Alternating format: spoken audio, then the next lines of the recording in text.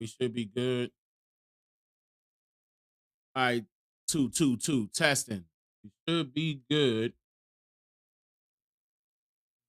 Let me make sure that y'all can hear me real quick. Hold up, Wise.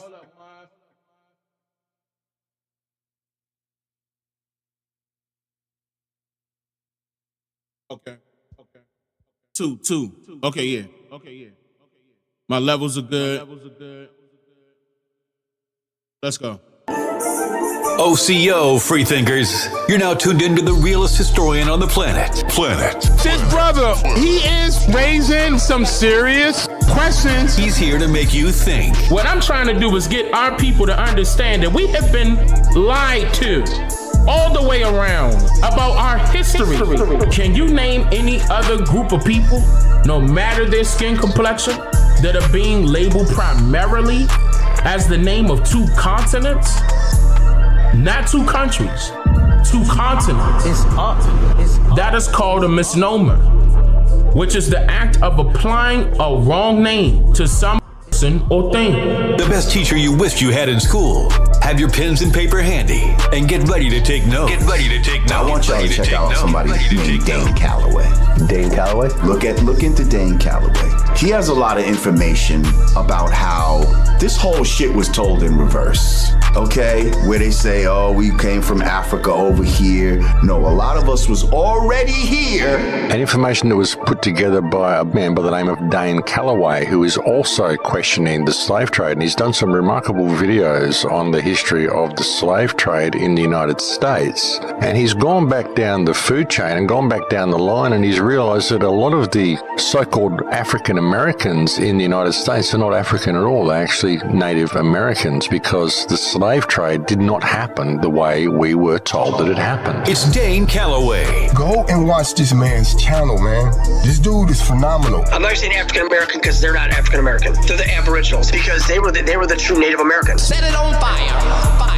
They're the copper colored race. Look up Dane Calloway and watch his fucking shows. That man, Dane Calloway on YouTube, oh my God. He is fucking beyond brilliant. The research he does, whoo, he goes way deep into this shit. Relax and take notes. It's Dane Calloway on I'm Just Here to Make You Think Radio. Yeah, my apologies, y'all. I know y'all was hearing feedback. I forgot the other window had my live stream open. My apologies, y'all.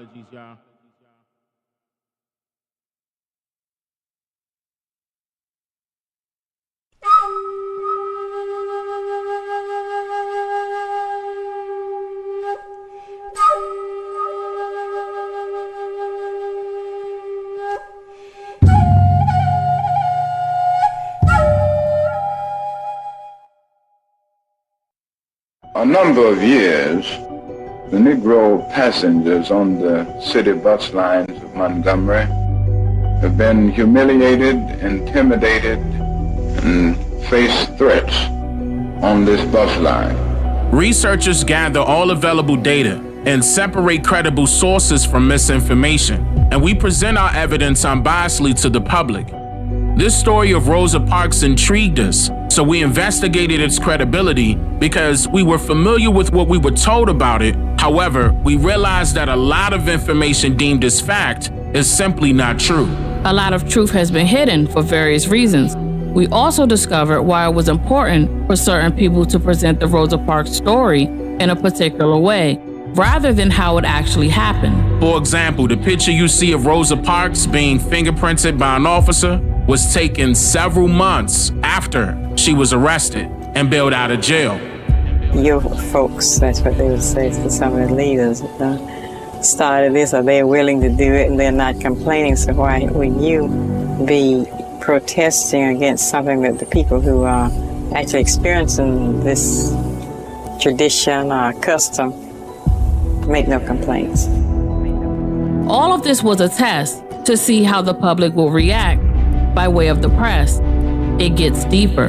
We're willing to accept death, but we're going to keep coming until we can ride from anywhere in the South, any place else in the South, without anybody making any comments, just as American citizens. It's unfortunate that people didn't realize what was happening during that time in Alabama. and everywhere else. For someone who didn't have any kids, why did they choose Rosa Parks as the mother of the civil rights movement? We answered this and more related questions in this detailed documentary to finally put an end to all of the lies we were told.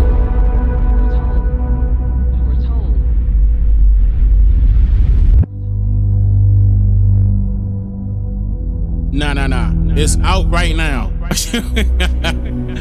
I need to change that to let it say that it's out right now.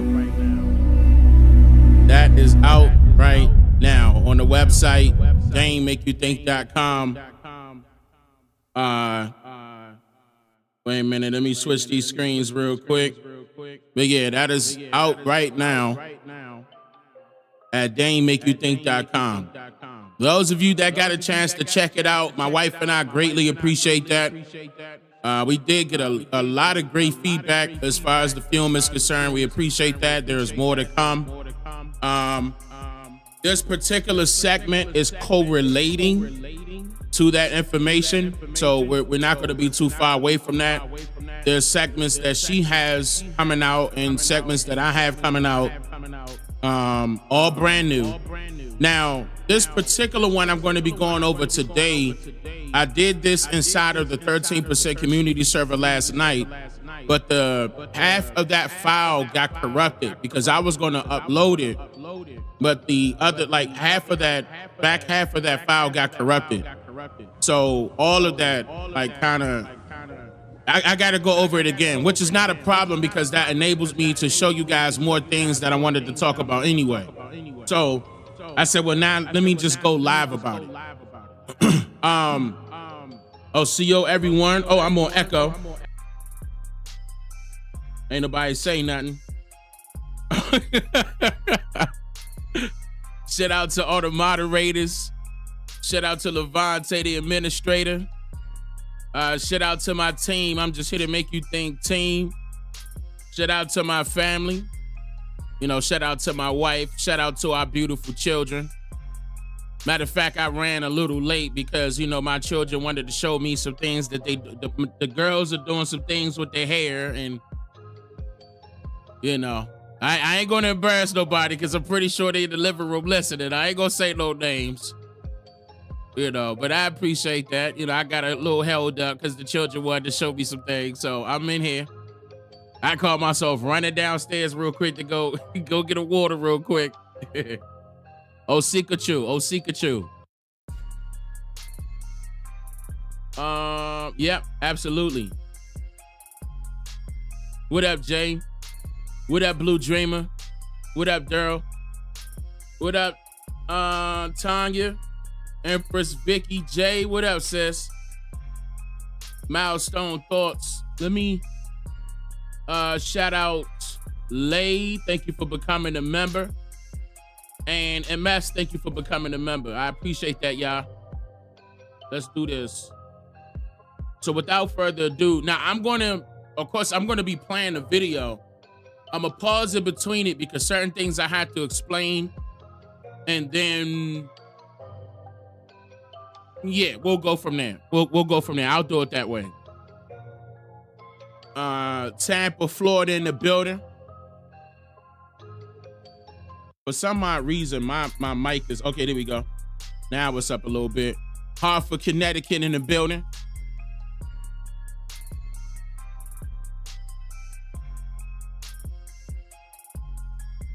Tuscaloosa in the building. What up, Alabama? Y'all go ahead and shout it out. We can do that. Cleveland, Tennessee in the building.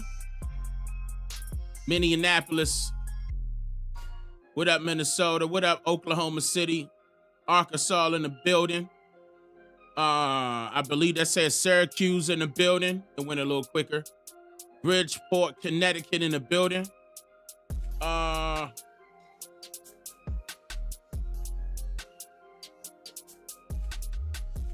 Quito. Am I pronouncing that correctly? Quito. I hope I'm pronouncing that correctly. I should be, right? Birmingham, Alabama. Fort Worth, Texas. Oh, let me put my echo back on there. Bad News, VA, Cleveland, Ohio. Yeah, 13% right now. Minneapolis, Louisville, Kentucky, Boston. Where we at? Florida in the building. Charleston, South Carolina in the building. Chicago in the building. Pooler, GA in the building. What up, Imani? What's up, sis? I hope everything all right now. I know you told me you was back at 100%, man. Let's keep it like that. Indianapolis, Atlanta, GA, Texas in the building. H-Time. What up, H-Time? Southeast Texas in the building. Hey, shout out to Texas in general. Philly in the building. St. Louis in the building. Durham, North Carolina in the building. ATL in here heavy. I see a lot of ATL. A lot of Georgia. Gainesville. Oh no, Hinesville, Georgia. Yeah, Georgia in here heavy. Bakersfield, Cali in the building. What up, Cali? H-Town again. Seattle, Washington in the building. Choctaw, Montana in the building. He said Columbus, Ohio. What up? Ohio in the building. Imani said Uptown Bronx in the building. BX in the building. You feeling better? Excellent. Excellent. That's the news I want to hear. Miami, Florida in the building. Salt Lake City in the building. Pennsylvania in the building. Indian J, OCO. Detroit in the building. Massachusetts in the building. St. Louis in the building. West Palm Beach, Florida in the building. Y'all probably got that weather right now. Man. India, what up? Colorado Springs. Opelika, Alabama in the building. I see you, Milwaukee, Wisconsin. What up? Wyndham, GA.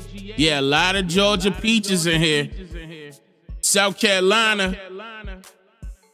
Raymond, Mississippi. Man, hold up. Hollywood, Florida in the building. A lot of Florida, a lot of Alabama. Gary, Indiana. Hollywood, Florida, what up? Wichita, Kansas in the building. Brooklyn in the building. I see you, Miss Juicy. Duval in the building. I see you, Blue Dreamer. Jacksonville, Florida.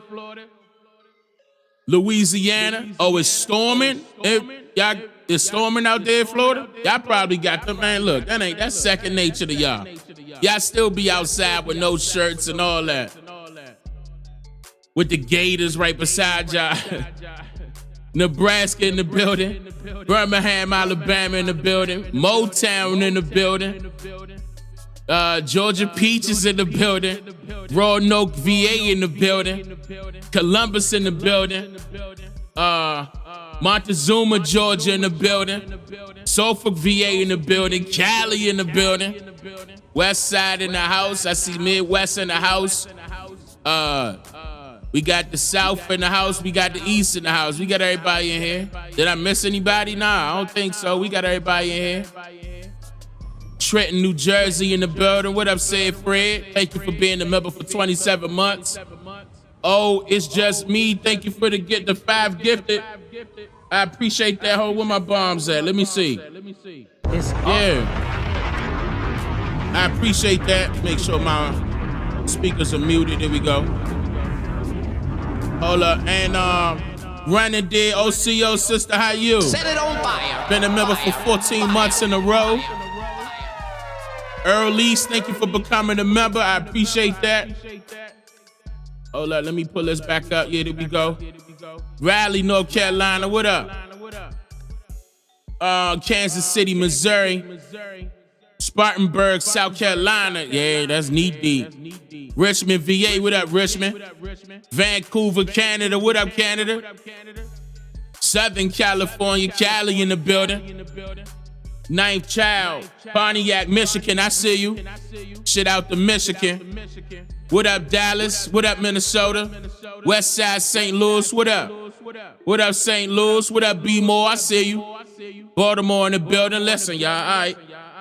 Let me cut this echo off. Let's get straight into it. So, I'm trying to think of which music, because I'm going to go from this music to this music. Let me, wait, is this music playing correctly? I think I want to do this one. I want to go into to this type of music because what we about to get into. So I'm going to be playing a particular video, and I'm actually about to switch it over to the main screen. I'm gonna play this particular video. Now let me give y'all an introduction of what y'all about to see, and then we're gonna get into some other stuff that's correlating with this. Y'all about to see a video from a brother by the name of Jose Williams. This particular segment I tried to do in the 13, actually I did do it in the 13% community server, but that file is corrupted. I said, nah man, let me just go live. Jose Williams was a former member of the NAACP of the Georgia chapter. Some of y'all may be familiar with the brother, but this particular segment I'm getting ready to play, he gets into very detail about, you know, his job description. He was real tight with that's Portia Williams' granddad. He was real tight with Martin Luther King at that time, like right beside him. He was actually right there when you see this picture right here. He was actually right there when that took place. You're gonna hear him go over the situation. I want you guys to listen closely. I am gonna be pausing on certain parts, not only just to stress the issue, but make sure you understood where he was coming from. He also describes what happened that night. He also comes at Jesse Jackson. But this interview was conducted in 2000. Dana Mitchell, thank you. I appreciate that, sister. Let me drop a bomb for the sister. I appreciate that. Eric Coyce Firebird, I appreciate that. Upgrading the membership. Wait a minute, why are you not a moderator? You're supposed to be a moderator. Let me double check that. Hold up. Yeah. Am I tripping? Nah, you supposed to be a mod. Hold up, stand by. Thank you, Dana Mitchell. I appreciate that, Dana. Thank you for showing love. Chief Mercury, thank you for becoming a member.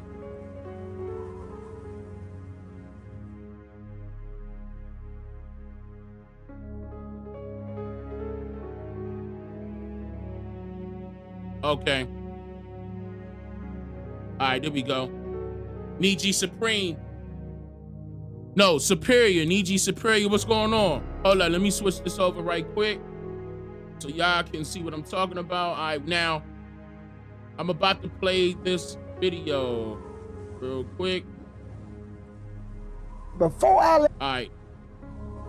So again, I'm going to be pausing and going through this because the situation that he explained was about that particular era, the 1960s, early 1960s. And of course, this all correlate with the information that my wife and I has been putting out dealing with the civil rights movement. Why is this so important, Dane? Let me answer that question really quick. Number one, you guys have to realize what this was all about. Like, it wasn't technically about your civil rights at this time. This was about manipulating the people's minds into thinking that we need to desegregate and become registered voters. In turn, that made our people lose everything that we had. Okay, prior to the 1960s, we had it all. We had the jobs, we had the businesses, we had the banks, we had the farms, we had the big houses, we had funds. Okay, now this particular movement is to blame. The civil rights movement is to blame on what led us astray off of, you know, what all things started crashing and burning for our people, and they wonder why things ain't never coming back, you know, the way it was supposed to be. Is because we enlisted ourselves. Oh, and it's another thing. We enlisted ourselves as not only just elected voters or, you know, and desegregating particular areas that we ain't even had no best. We already had our own. We didn't need to be desegregated. Shout out to Barbara Rosson in the building. It's up. Shout out to the elder in the building. OCO brother. We didn't need to attach ourselves to what so-called white folks had going on. We already had our own. But of course they couldn't get the elders or the older people to do that, they had to manipulate the children at that time. And the children, and when I say this, I need y'all to understand, even though they were in colleges and universities, technically they were still children.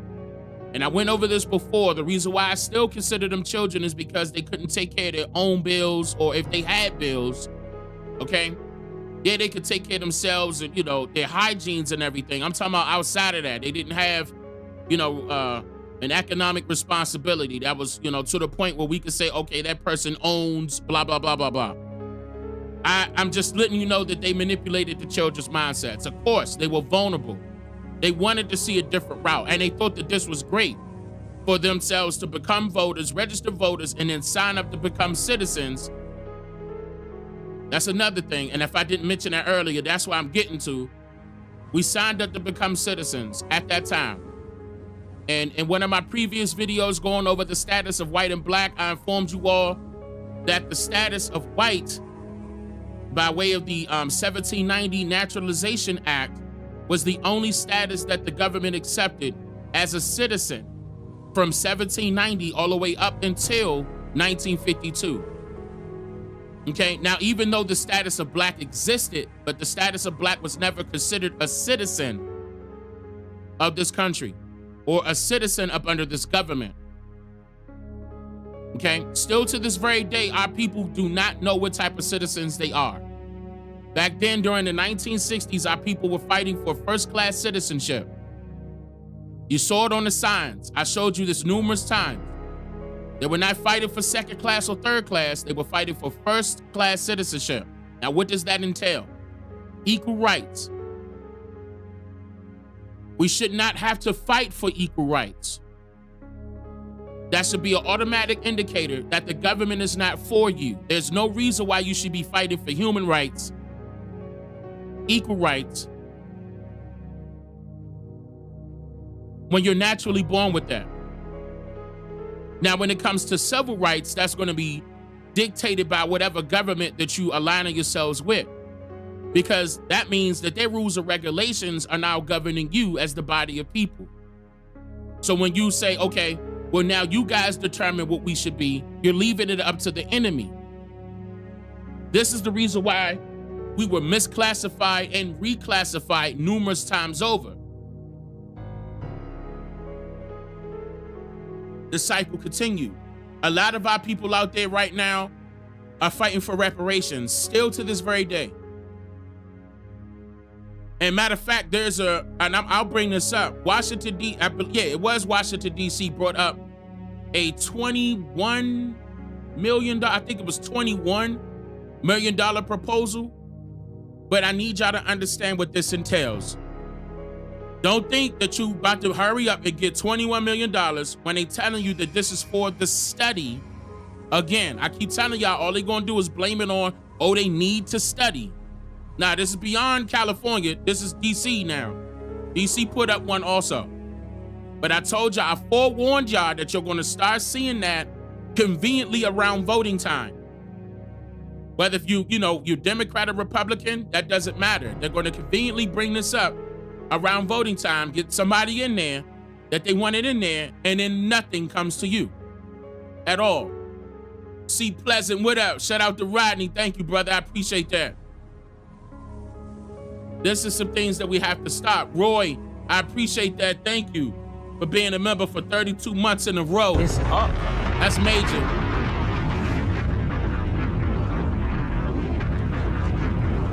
Lindy's Johnson, thank you for becoming a member as well. And Roger that, thank you for becoming a member. Catrell, thank you for becoming a member. Cantrell, let me say it correctly. Yeah, a lot of promises that they couldn't keep. That's right. A lot of promises that they didn't keep. False hopes, and our people are falling right for it.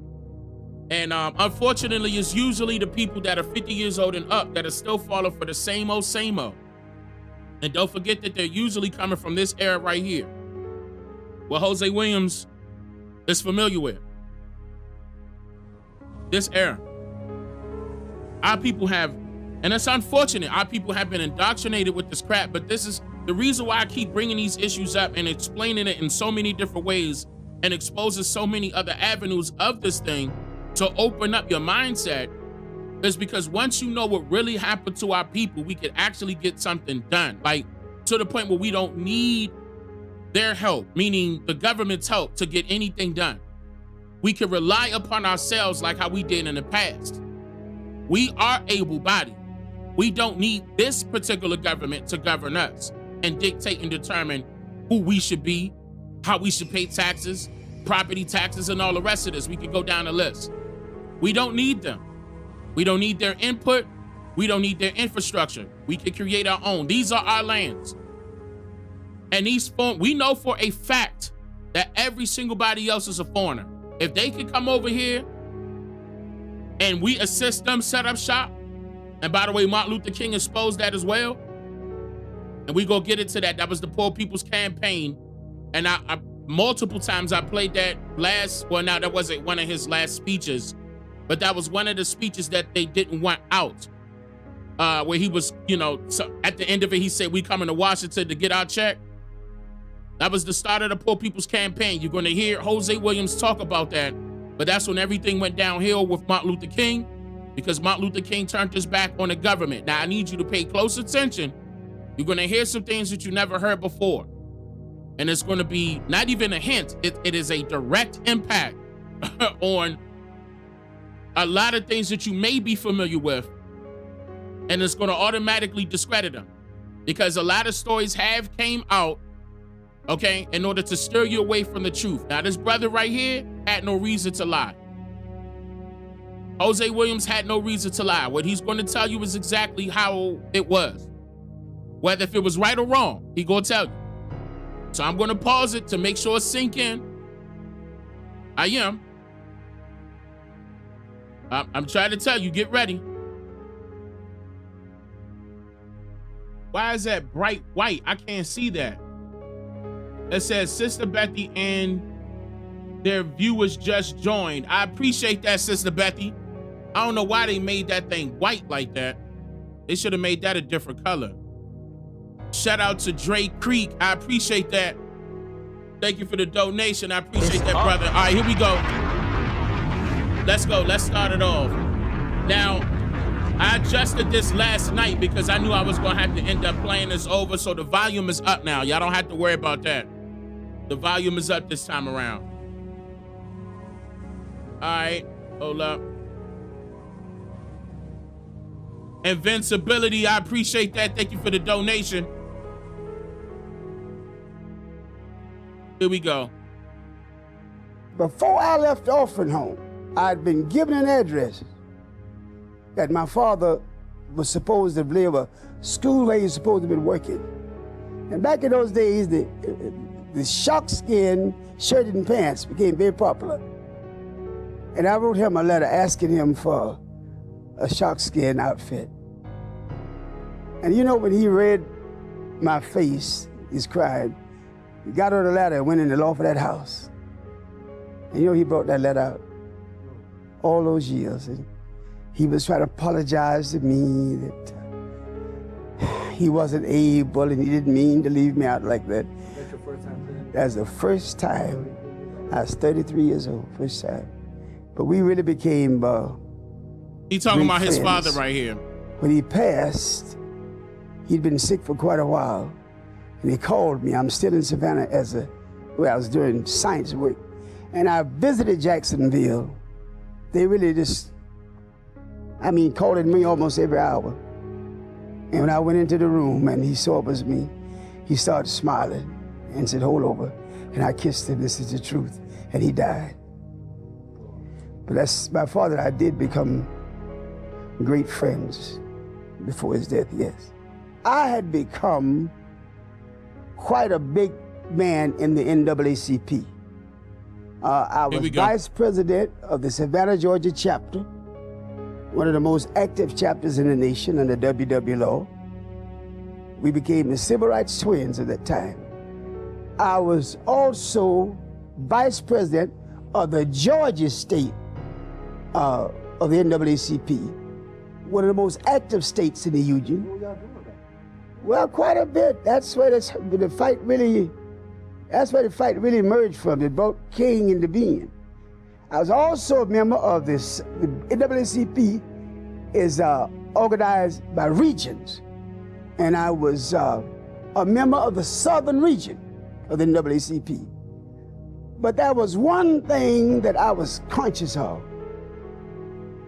All of the national leaders of the civil rights organizations, they lived in New York. And they used to send us memorandums down south telling us how to get free, but they lived in New York. And I was such a good deacon in the church, such a vibrant, effective deacon. I had the title of a lay minister, just between the deacon and the minister. And every Sunday my family went to Sunday school. Every Sunday we went to church. We all could sing. Every Wednesday night went to choir practice. Even me. But I really never met God. And that's for years. Going to Sunday school, going to church, going to choir practice and all. But I never met God until I went to Montgomery, Alabama, and met Martin Luther King Jr. King was not my God, but the true God revealed himself to me through Martin Luther King Jr. I kept saying all that first day, he'd do things, I said, if he can do it in Montgomery, I can do it in Savannah. I went to the meetings, I went to the march since that first day.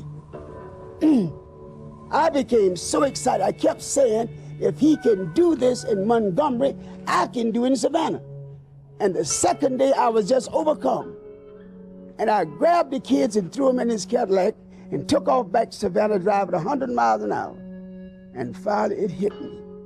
And I hit the brakes, and the car kind of scooted over to the side, and the kids started screaming, Hosey, you crazy? You gonna kill us? You reckon you gonna kill us? And I sat there. Guess what I remember? I forgot to introduce myself to that man. I sat there something like 30 minutes, and I finally got in the car.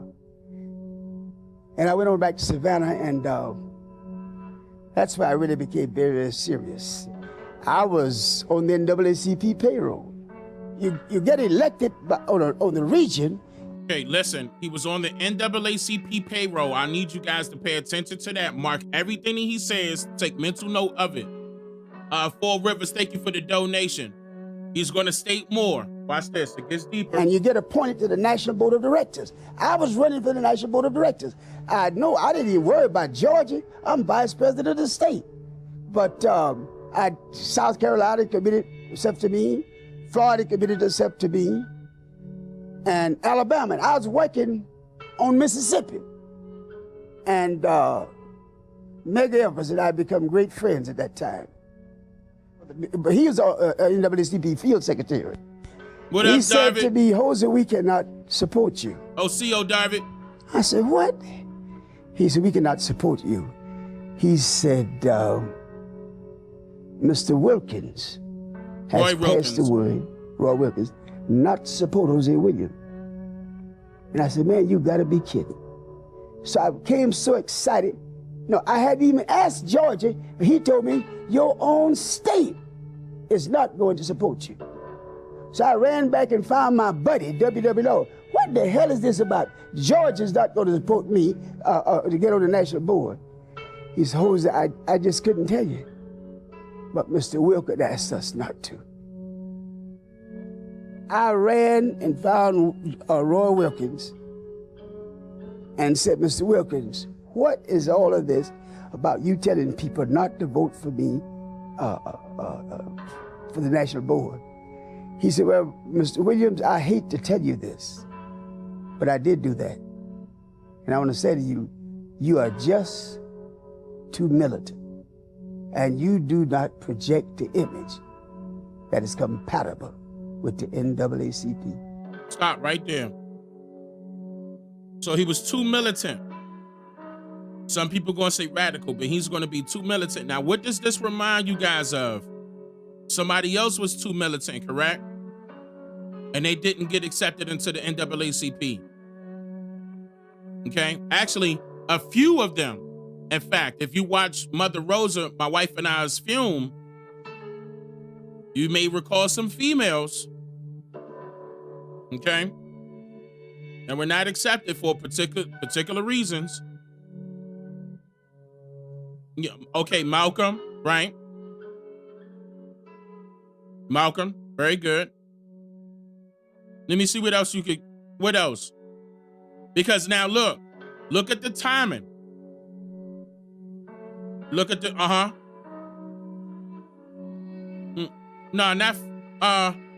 no, Fannie Lou Hamer did get, well, she didn't get accepted. She did get accepted initially, but Fannie Lou Hamer exposed them. Exposed NAACP. I'm gonna get into that later on after this. In fact, remind me, y'all. I hope I don't miss that. Remind me to bring that up. Yeah, not Jesse Jackson, not just yet. Carmichael, good one. That's a good one. Right, Stokely Carmichael. Yep, excellent, y'all. Y'all on it. I'm talking about same words now. Same words. Now, not just Roy Wilkins. It was more activists that were at the top. Matter of fact, Roy Wilkins was Niji, by the way. Roy Wilkins was from St. Louis. But he moved his situation over. Once he got involved in the NAACP, his situation changed over to New York. Like he told you earlier, a lot of those people, you know, that were trying to gather the subdivisions or chapters of the South, the majority of the instructions was coming down from the NAACP. Yeah, Fred Hampton, totally different situation, but close. And we gonna get into that. Let me continue to play. We gonna get into that. Now, really back in them days, I don't know why I didn't get violent with him, but I left the auditorium and I was walking the streets. Back in them days, he said, back in them days, hold up. Keep that in mind. Militant. And you do not project the image that is compatible with the NAACP. Now, really back in them days, I don't know why I didn't get violent with him, but I left the auditorium and I was walking the streets crying. And I saw this sign. It said SCLC. And it just over like that.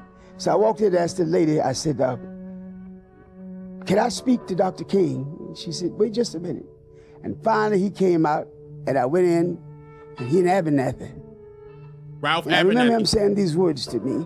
I started crying again. He said, young man, which I was older than Dr. King, I don't know why you're taking this so hard.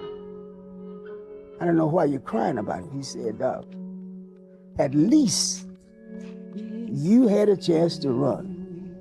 The NAACP kicked me out before I even had that chance to run. Now, peep this. So now you know that Martin Luther King, based off of what he just said, that Martin Luther King was also with the NAACP. Notice how he said, at least you had the chance to run, okay?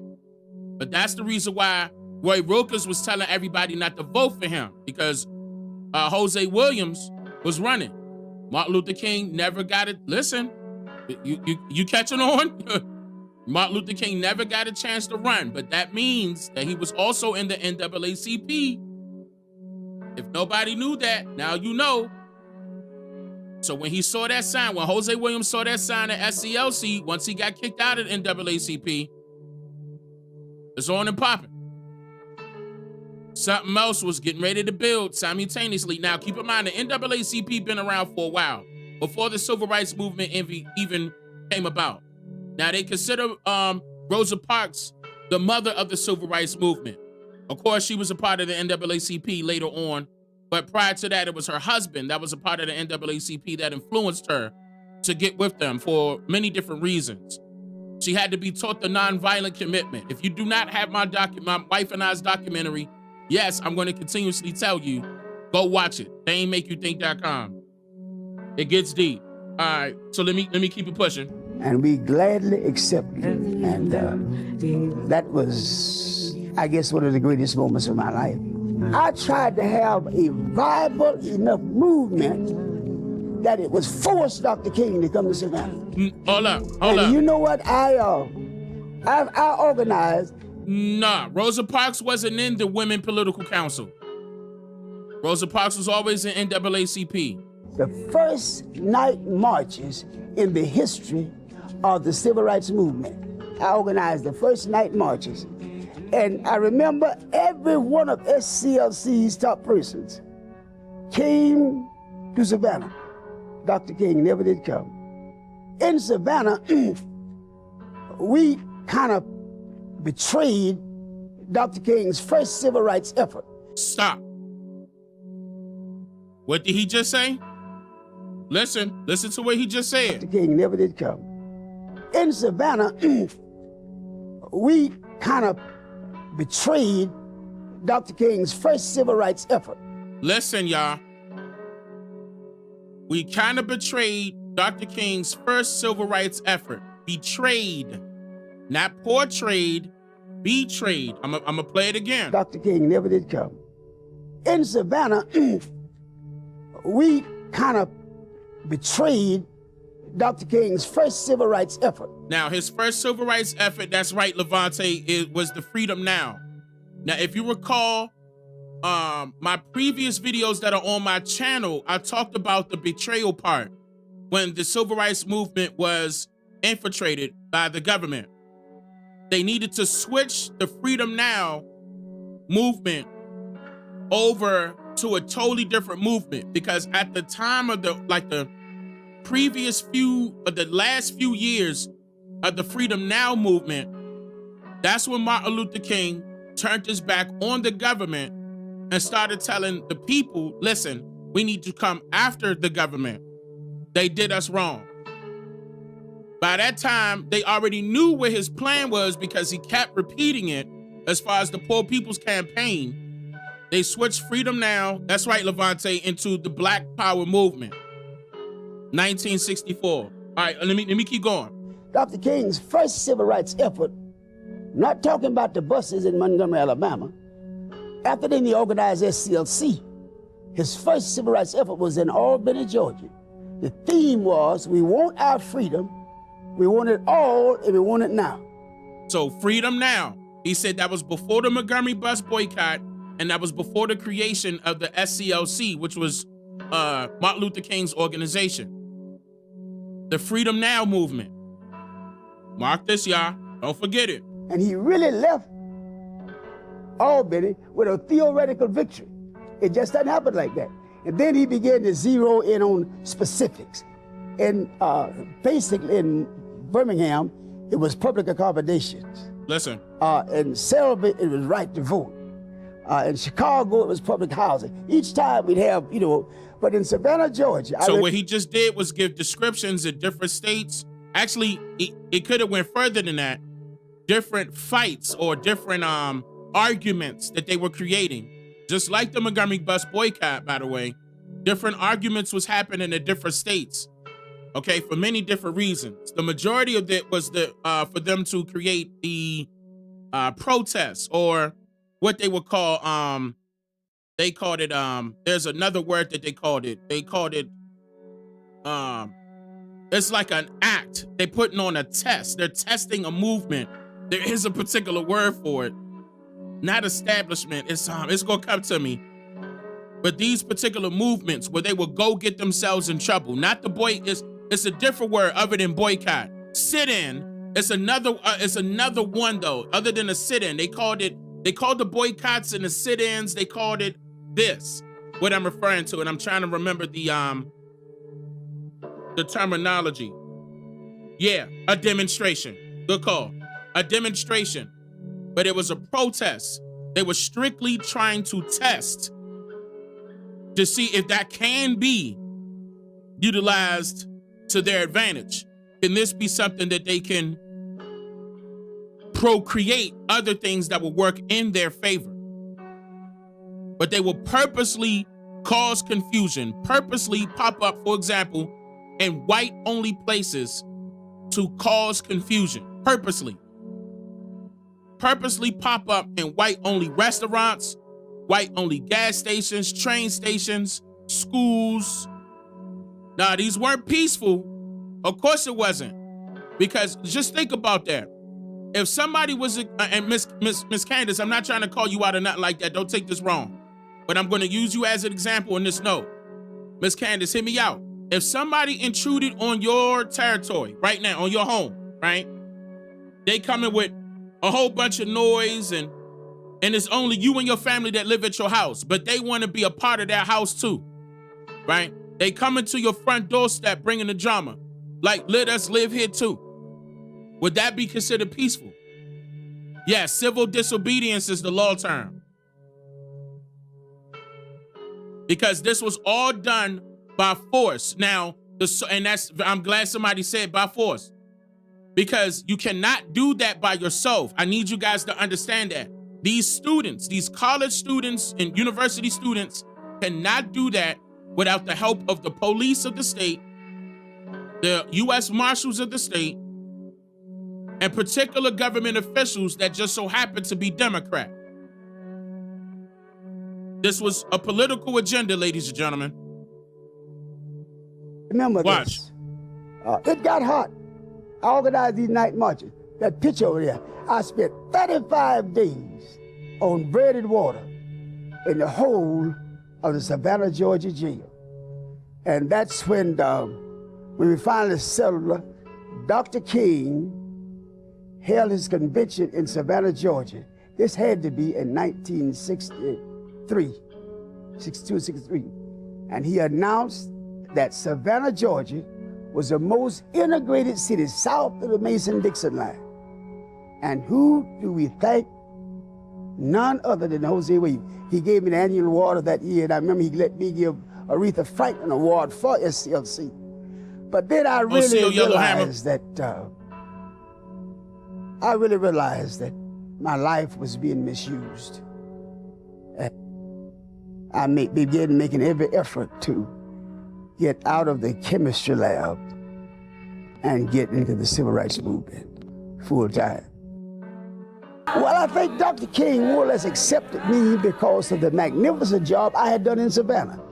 Because I'll be frank with you, the toughest job in my life, and I'm 74 years old, was shifting from violence to nonviolence. That was a hell of a thing. Shifting from violence to nonviolence. And in Savannah, we started these night marches. We filled up the jail. This stuck with me. Even in Savannah, I had several Mike Tysons on my team advocating nonviolence. Now, if you didn't listen, we would resort back to the violence. Had a guy named Big Lester Hankerson, Trash, Mubu. I mean, these guys was terrible street fighters. Now, so that's an admission that a lot of those, at the beginning stages, a lot of those non-violent commitments were violent. Now, some of you guys can recall some newspapers indicating this. Washington Post, New York Times, they were stating how certain things did get violent. Now, the Negro papers will always point the blame on the whites. And of course, the newspapers that were owned by the whites will point the blame on the Negroes, or the coloreds, rather, on the coloreds. But keep in mind, that is our people intruding on the whites, what they had, their restaurants and everything else. Even though we had our own restaurants, we had our own bus stations, train stations, we had our own things going on. You guys have to understand that at the same time, we had our own taxi companies. This is not a game. This is not a game. They wanted integration, desegregation.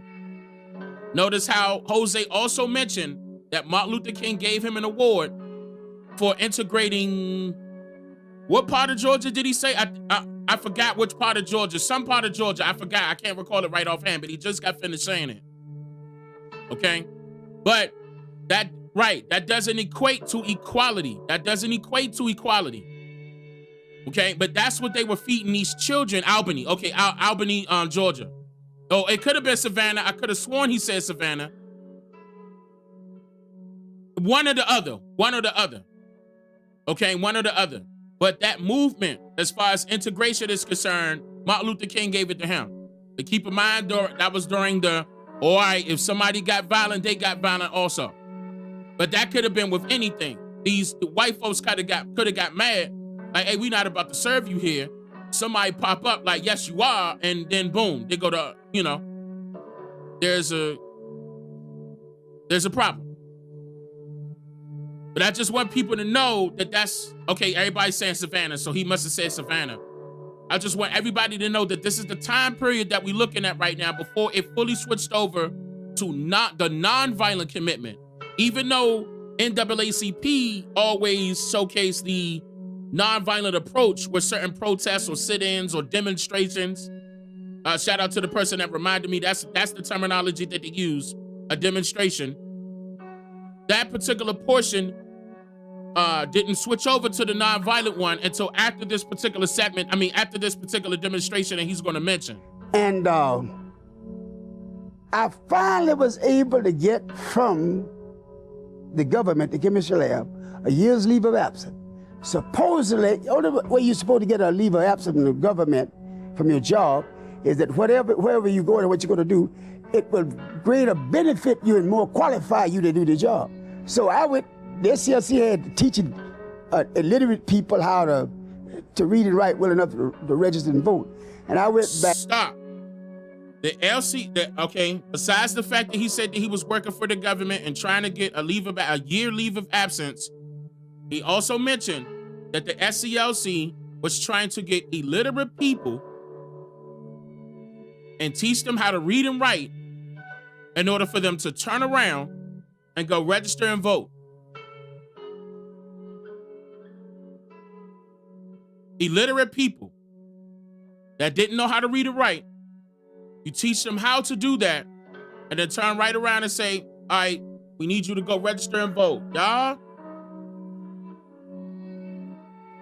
this was a big agenda.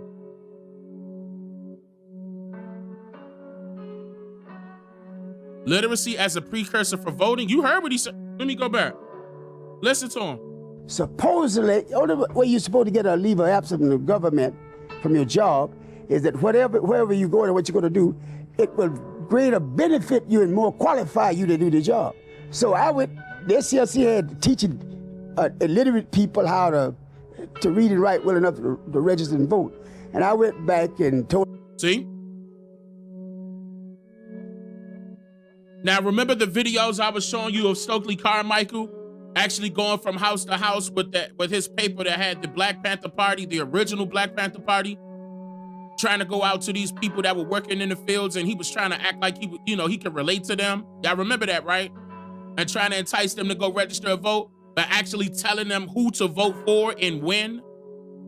These are people that have no idea, that's not connected to the political realm. But if you tell them a good story and it sound good and you break the ice with them and make them feel like they can relate to you, yeah, they're going to do it. Our people were vulnerable at this time.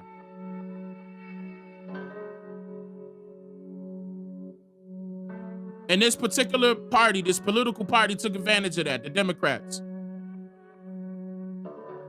This is not a game. This is not a laughing matter. And Martin Luther King was a part of it.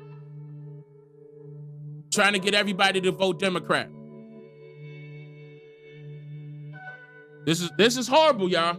I wanted to go to this school, and they didn't investigate. They kind of glad to see me leave. But I came to SCLC and I spent a year. This is true. And after that year, I applied for another year leave of absence.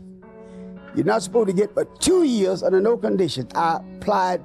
I just went back and told them, I come back here, they're coming after me again. And it's going to be another war, just like it was before I left here. So they gave me 6 more months, and they finally found a job in Atlanta for me. And that's when I carried my resignation in and said, this is it, that I'll resign. And then I really became one of those in the inner circle. And I became Dr. King's field general. I've never met a human being more cheap than Dr. King. When I went to SCLC, I was making it in the chemistry lab something like $23,000 a year. and my wife of, Savannah State College. And I come to find out the highest paid person on his team was $7,000 a year. Andy, Young, Watty, well, all of them. But I was more excited. His salary was $6,000 a year. But he put me, see, I had all these kids. Nobody had as many kids as I had. He put me on this $7,000 a year, and my church, the Presbyterian, paid me $3,000 a year, brought me to $10,000 a year. And I became, Dr. King kind of somewhat reorganized his strategy once he had Jose Williams. His organization ended up with a two-pronged team. Hold up, before he get into this two-pronged team, notice the money breakdown. So he left from making $23,000 to making basically $10,000. The majority of his salary was being paid by the SCLC, and the other portion of it was being paid by the particular church that he just mentioned. Now, some people may say that that's a lot of money back then. I disagree. Let me tell you why I disagree. Frederick Douglass's house that's worth over $2 million right now, out there in Southeast DC, he paid $6,700 for that house in 1874.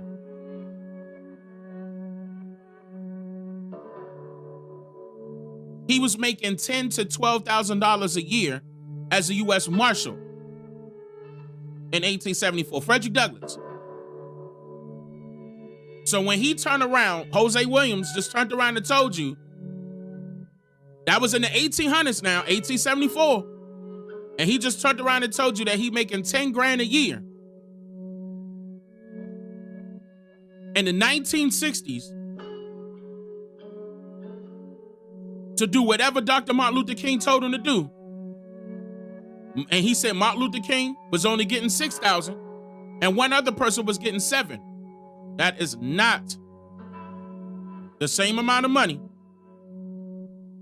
Yeah, a year, not a month, a year. Frederick Douglass' salary was $10,000 to $12,000 a year in 1874. I think I said 18. I hope I said 18. 1874 as a U.S. Marshal.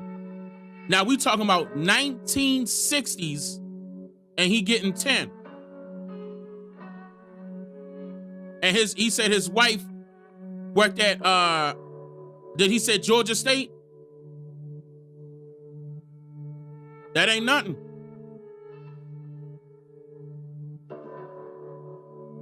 That's nothing. But now you seeing that, I'm just glad that was revealed, that they wasn't getting paid nothing.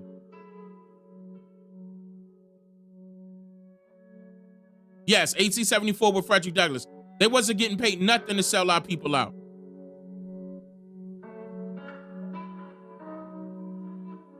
I'm trying to tell you, I'm gonna go further than that too, because I'm gonna be talking about Malcolm X in a second, right after this. Team was the exciting team. It was the truly nonviolent action team. Our job was to tear up the city. And what I call tearing up the city is that we found out that the way a lot of these cities was running, here we go, being operated off of fines. There's a lot of that today.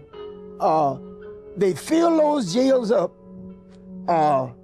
Friday night and Saturday night. If all those blacks to get out of jail, it gives the city quite a budget. Well, I planned a strategy that we would fill the jails up on Thursday night, so it wasn't no room in the jail Friday and Saturday. And boy, that really caused the town to explode. But once we got the town to that point, then the other arm of Dr. King's team, these were the intellectuals. These were the scholars, the brilliant guys. Andy and King and Abernathy and White T. Walker, Dorothy Carter, all that crowd. They would come in and ask for a period of negotiation. Well, what first thing the white folks said, hell no, we ain't negotiating, no. And they said, well, we thought you would negotiate, and Jose and this crowd would, the activity subside. Once they found that we would not be, they agreed to negotiation. And they gave us a chance to go back home and spend some time with our wife and our children, or just go someplace and kind of relax. In many of the towns, once we were out of the town, they would become so, oh my God, so they had become so bitter. So they just wasn't thinking about no real solution. So finally Dr. King said, well, we'll hold this meeting today. It doesn't seem like we are able to accomplish very much. And after this meeting, we'll be leaving down, and Jose Williams, his crowd, will be coming back.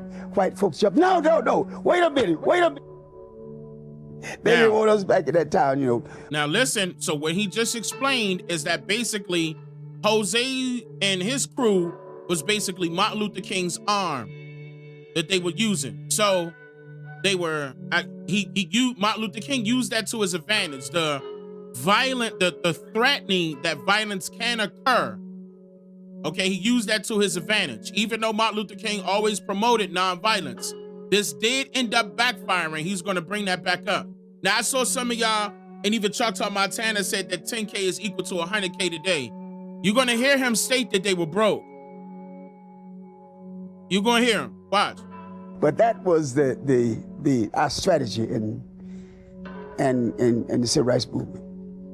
See, when I went to SCLC, they would have a movement in a town. And once they accomplished their aim, their objective, then they would go back home and spend some time with their families for the next 3 or 4 or 5 months. Then they would go back to a retreat, and Dr. King would ask the question, where do we go from here? But when I came aboard, I mean, just right out of one, right into the other, honest to God, right out of one. And a lot of times, they have sent me places just to cool me down, knowing I couldn't get nothing started, and I'd go there and wreck the town. That happened in St. Augustine, Florida. But one of the miseries of being a civil rights leader of that period, okay, it was grandiose if you could spend one night a week with that wife and them children. And that's why God blessed us all with strong wives, but the absence of that father from that family. But it was quite a hell of a life to live. Okay, so he's admitting with his own family, with him not being there, and a lot of the leaders were not being there within, with their own families that left behind the children and the wives, for them to practically have the wife raise the children on her own, because they spent the majority of the time dealing with this, causing chaos. Okay. You said sounds like agents, riot starters. Yeah, a lot of this stuff happened. You guys can recall it. There's people out there that can recall these times in many different states that lived during this era. Now, some of you may have been teenagers. Some of you may have been, preteens, but y'all can recall this. I'm not trying to, okay. I'm not trying to take anything away from anybody. I just want you to know why this happened, the conclusion, and I also want you to see where these people's mindsets were, where their agendas were at this time. Because keep in mind, they did all of this. You would think that they did all of this for our benefit as far as integration is concerned. Okay? We did, let's just think about that. What did we get out of this era? What did we get out of the civil rights? Because if we have civil rights right now, break it down. What do we have? What type of civil rights do we have? People are still complaining about fair trials. They're not having fair trials. Okay, it's not transparent enough as far as their vote is concerned. They don't know if they're a first-class citizen or not. They're being mistreated by each and every person that they come across that don't look like them. And even if they do look like them, they're still being mistreated. If the civil rights movement was so impactful that it actually worked in our benefit, we would see the results right now. What I mean by that is not just, desegregation. We're now able to sit with white people. We're now able to eat with white people. I don't consider that a benefit. Like, if anybody considers that a benefit, then you holding up another set group of people higher than yourself. That's that slave mentality.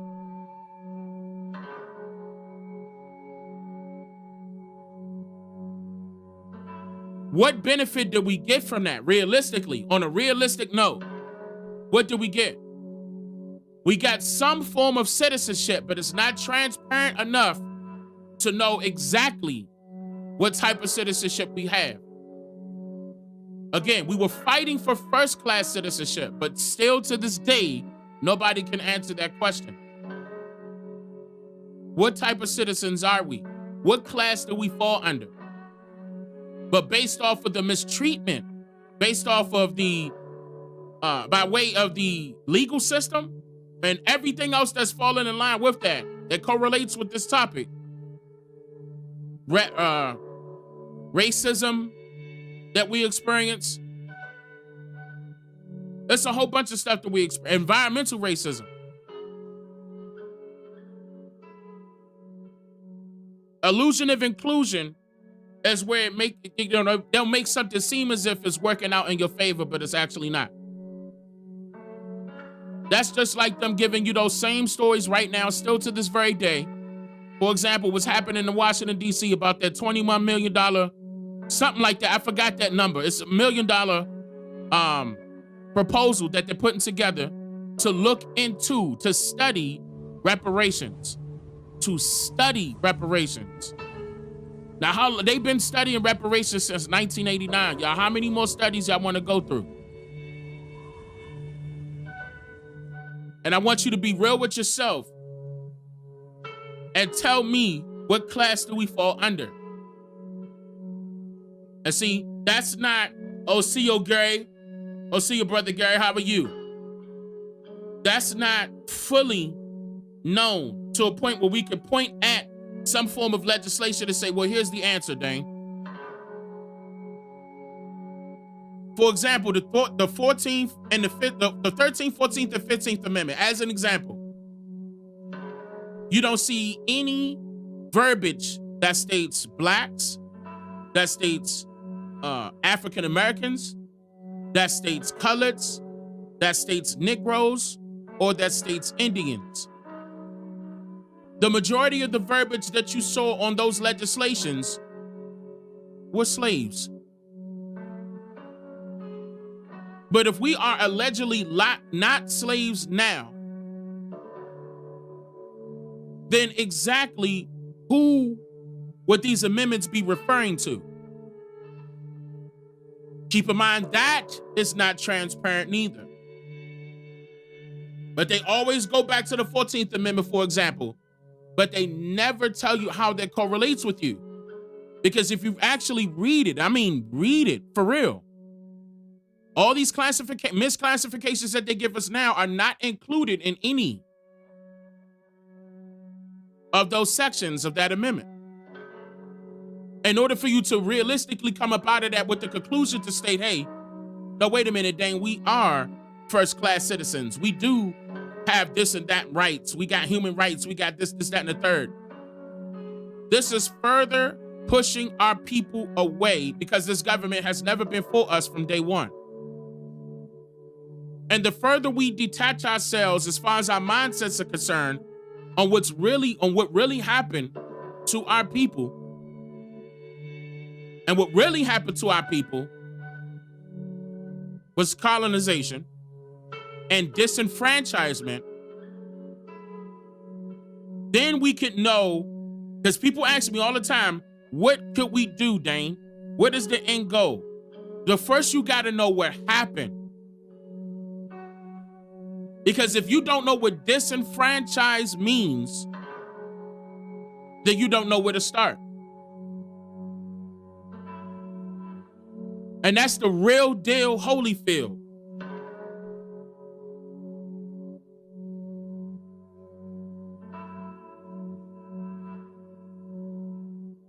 So that makes you non-existent when you're considering yourself black. They don't have to worry about you.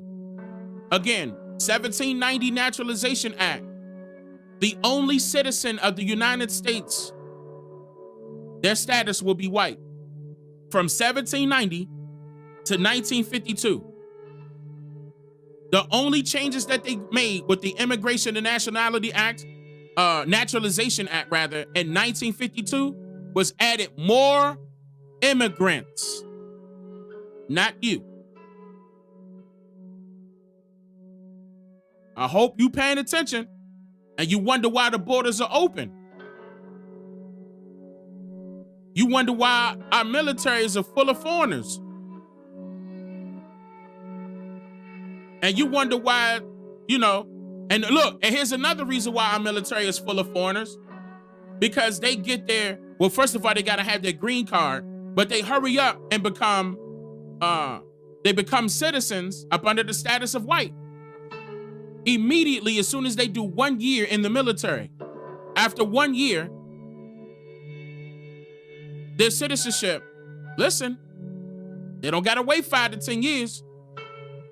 It's expedited. Woo! I hope it's up. Listen, it's expedited. When you in the military for 1 year, here's your citizenship. Look, y'all, don't believe me? What was Joe Biden just recently fighting for like about a few days ago, like a week ago? The same immigrants that he let come across the border, he came out and said, what, y'all? He gonna give them citizenship, right?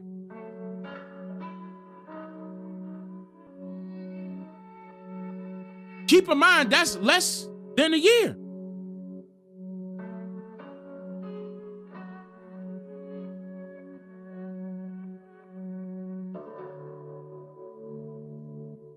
Put it together.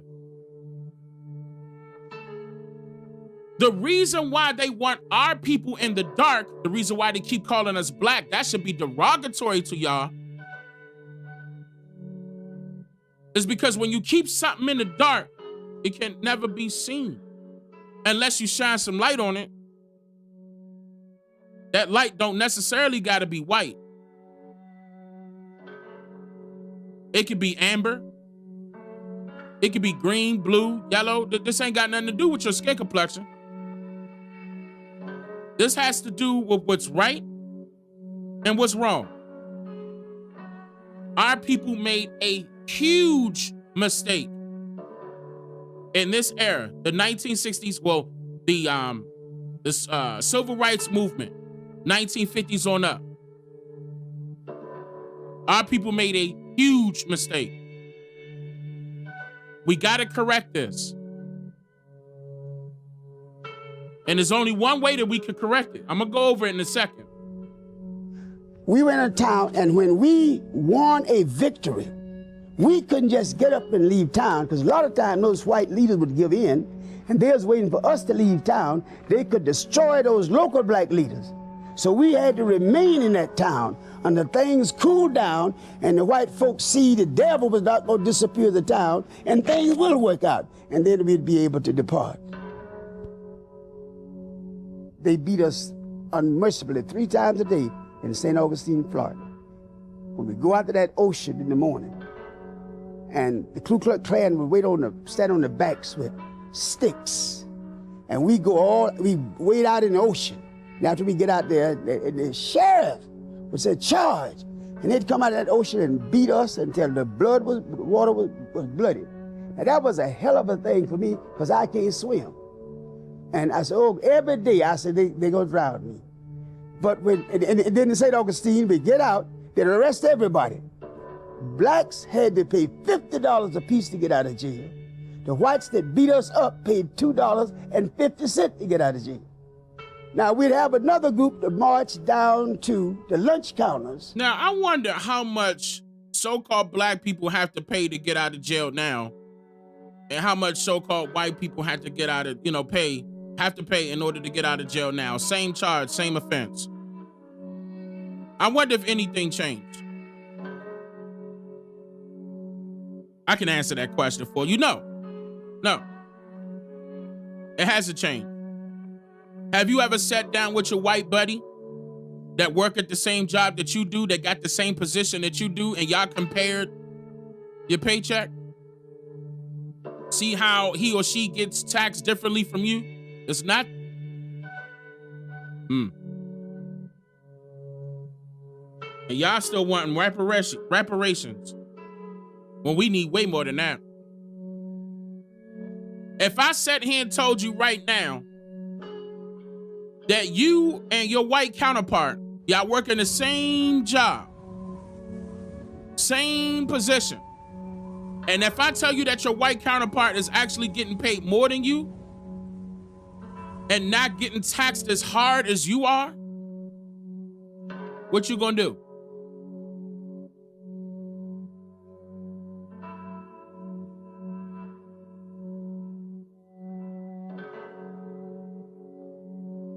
When you try to go buy a house, your closing costs gonna be sky high. They see that you're a Caucasian, they ain't gonna treat you like that. They see that you're East Indian, they ain't gonna treat you like that. They see that you're African from Africa, they ain't gonna treat you like that. Because they up under the status of white.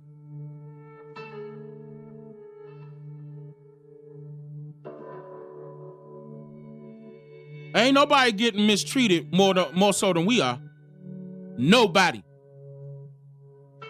They always got their hand out trying to hold the hand of these foreigners coming over here. This is their history. It's been like this ever since its inception, y'all. I'm gonna try my hardest to get it through your head for you to realize that this country, that this government is foreign.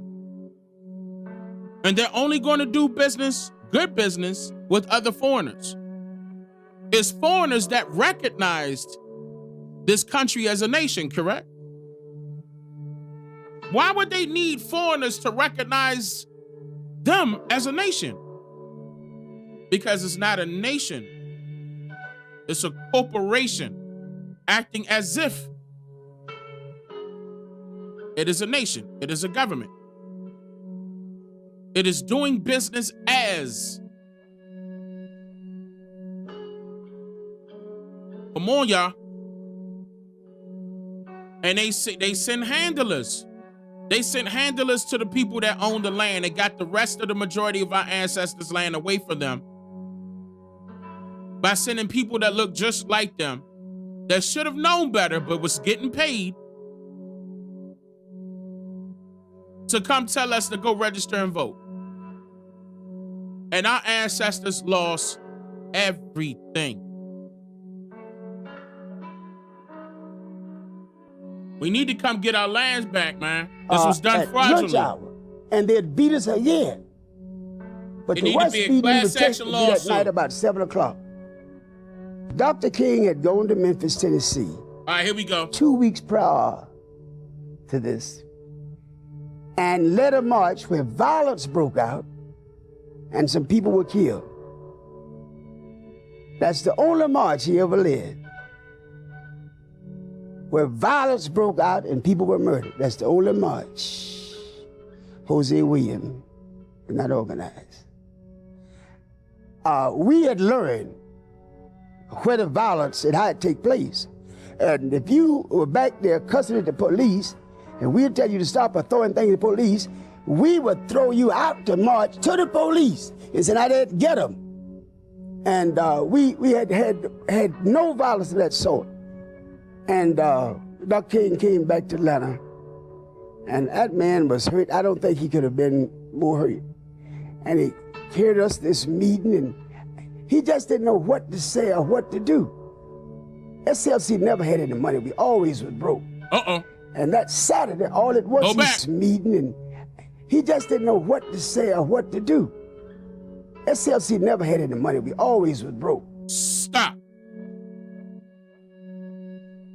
SCLC never had any money. They was always broke.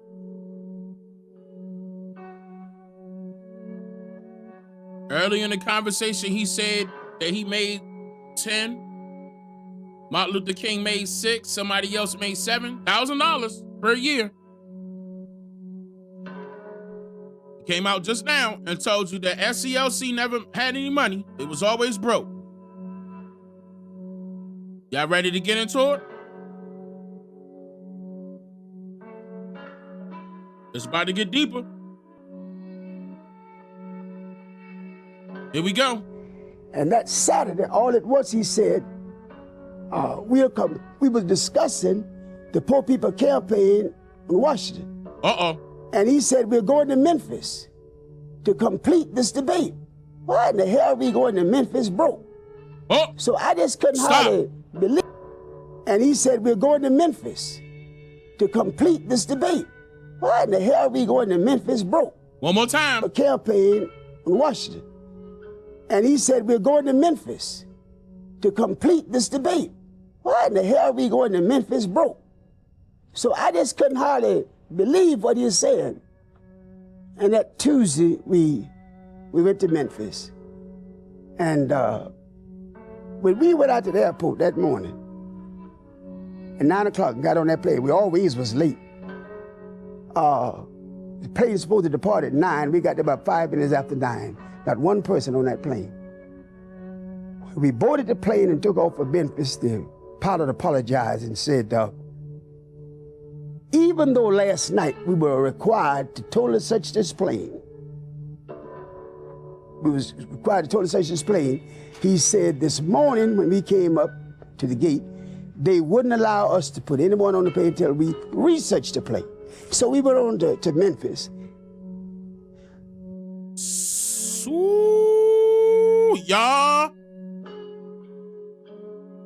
Listen to the setup. Listen to the setup. They set them up.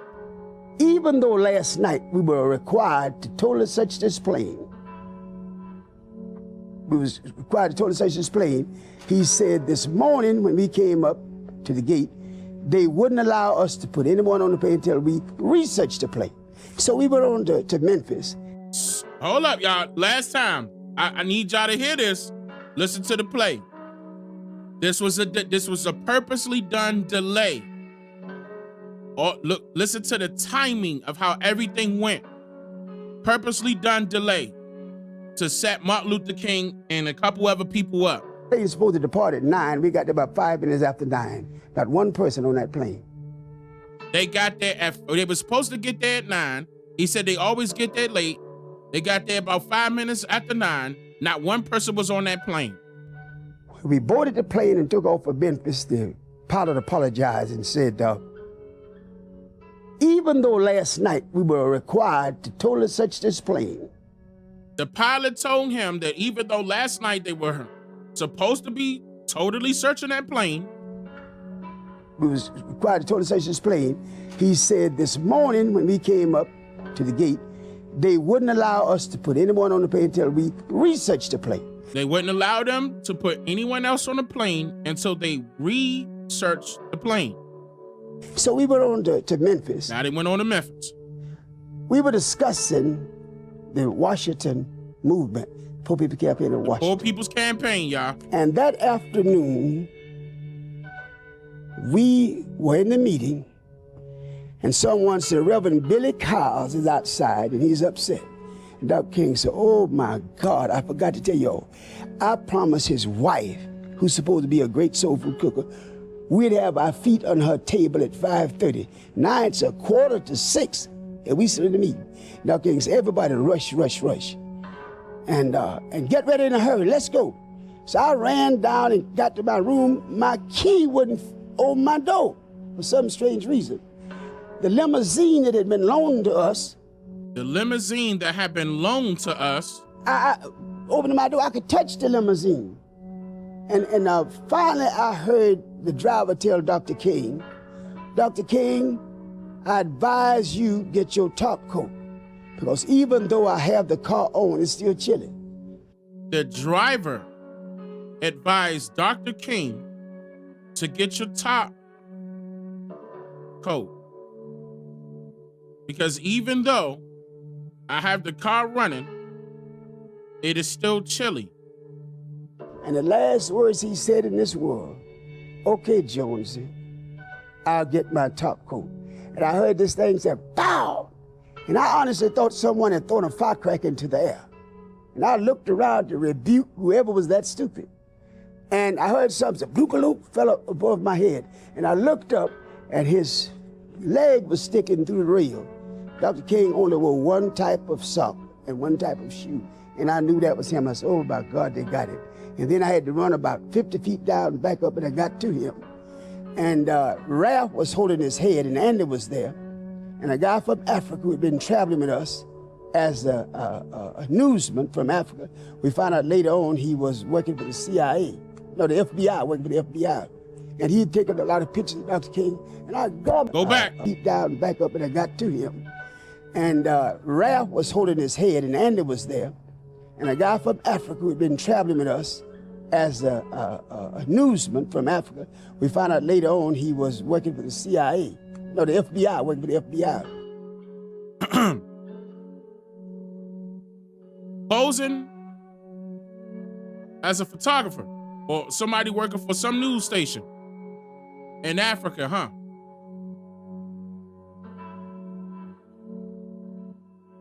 Y'all ready to hear some more?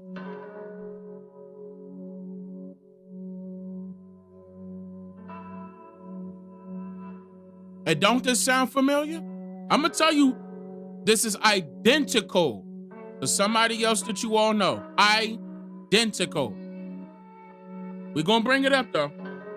And he'd taken a lot of pictures of Dr. King, and I grabbed him in the throat and started choking him, because the bullet hit Dr. King right here, and it went round and cut his medulla oblongata, and I didn't want people to remember Dr. King with half his face shut off. So Andy ran and got a towel, and somehow or another they took one more picture after I made him. So he admitted that Martin Luther King's face, half of his face was gone, was shot open. That was a sniper shot, ladies and gentlemen. So anybody out there claiming that Martin Luther King died in the hospital because they suffocated him, don't believe that. And here's another reason why you shouldn't believe that, because the government also has pictures. Don't forget that he went up there and started choking that African guy that was taking pictures of Martin Luther King after he got shot.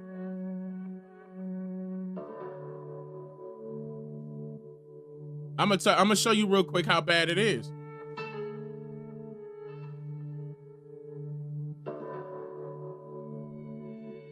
Who you think took this picture?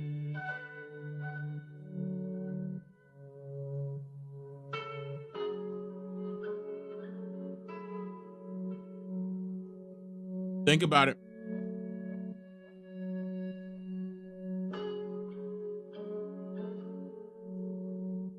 This came out, y'all. This came out. We're gonna talk about it. Look at that camera, and it shows Dr. King down with a towel on his face. But I'm gonna tell you, I was an expert gunner in World War II. When I ran up on that balcony, and I looked from whence that bullet had to come, the distance of that bullet, and just could feel the wind blowing that day, I say, whomever shot that rifle was one of the best in the world. He shot one bullet. And I believe that Dr. King hadn't moved to go back and get his top coat, the bullet would have hit him between the eyes. The bullet hit him right here. But what happened, and so that guy that they allegedly had the limousine, the loaner limousine that was set up. He told Martin Luther King to go back. That's when the trained professional sniper was ready to take him out. All right, they set everything up. Oh, Martin Luther King, get your top coat. Go get your top coat. Not nobody else told him to go get it. It's gonna be a little chilly. That was set up. Then Ralph said, we were going to take him on to the hospital. Jose, you get all the staff together. 3 of us saw it, Dr. King, after he was shot. 3 SLC executive staff members. Andy, Abernathy, and Jose Williams. Those are the three that saw that body. Now listen now. So I got in the yard and I was about to lose my cool because I was thinking if I could take some molecules out there and make me some guns and kill me some white folks. And one man said, now be cool. You're doing the same thing you're promising me you'll never do. And I started crying, and then I heard Jesse Jackson say, he told me, Jesse, take our people on to the mountaintop. And that didn't bother me, even though I know Jesse got nowhere near him. And then Jesse said, I held his head in my hand while he died. And that didn't get to me. And then Jesse said, look at my shirt. And I looked around, sure enough, and Jesse Jackson's shirt was drenched in blood. And I realized the only way Jesse could have gotten that blood was stoop down on that floor at the Lorraine Motel and rake that blood off that floor and put that blood on him. And I went crazy. I really tried to kill Jesse. They grabbed us and all that, but that hurt me so bad. The other thing was, when Abernathy Nose came back, says, no need of prayer, I don't even need to repeat that. No need of nothing. He is gone. It's over. He's gone to glory. And we called the meeting. But hold on, let me repeat that part right here when he said Ralph Abernathy came back, says, and I went crazy. I really tried to kill Jesse. They grabbed us and all that, but that hurt me so bad. The other thing was, when Abernathy Nose came back, says, no need of prayer, no need of cry, no need of nothing. He is gone. It's over. He's gone to glory. And we called. That makes me question Ralph Abernathy. I'm still doing my investigation on Ralph because that was the guy that you always saw right beside Martin Luther King. I'm still trying to find if there were some interviews that happened with Ralph Abernathy after this happened. Because he went on ahead and laid, the rest of the stuff that Martin Luther King had going on. I can't conclude that Ralph was involved. I can't. But Ralph knew. Ralph knew. There's no way he didn't. Something is iffy with Ralph Abernathy. Something was iffy. I don't like how that played out. I'm still investigating that part right there on him. Okay? Give me more time with that. The meeting, the staff meeting, and Jesse claimed to have been ill. And Abernathy told him, Jesse, go ahead to the room and relax. Jesse had to have run like hell that room into that airport because he got out of Memphis to Chicago. All us feeling everybody was still in the motel. Cut the televisions on the next morning. That was Jesse Jackson in Chicago with that same bloody shirt on, telling that same lie. I've never respected Jesse since that moment. When they shot Dr. King. Martin Luther King. Jesse Jackson was an opportunist. Some of you guys are going to call him a narcissist. But he thought that was his opportunity, and he took advantage of that to step in and put his face on camera multiple times. Don't forget that Stokely Carmichael did the same thing. But that was his opportunity to step up and tell everybody that Dr. King told him. And I got Dick Gregory's video on Abernathy. I got it. Everything that Dick Gregory did on Martin Luther King, I got it already. In fact, to bring this up, Dick Gregory was the one that called Martin Luther King and told him not to go.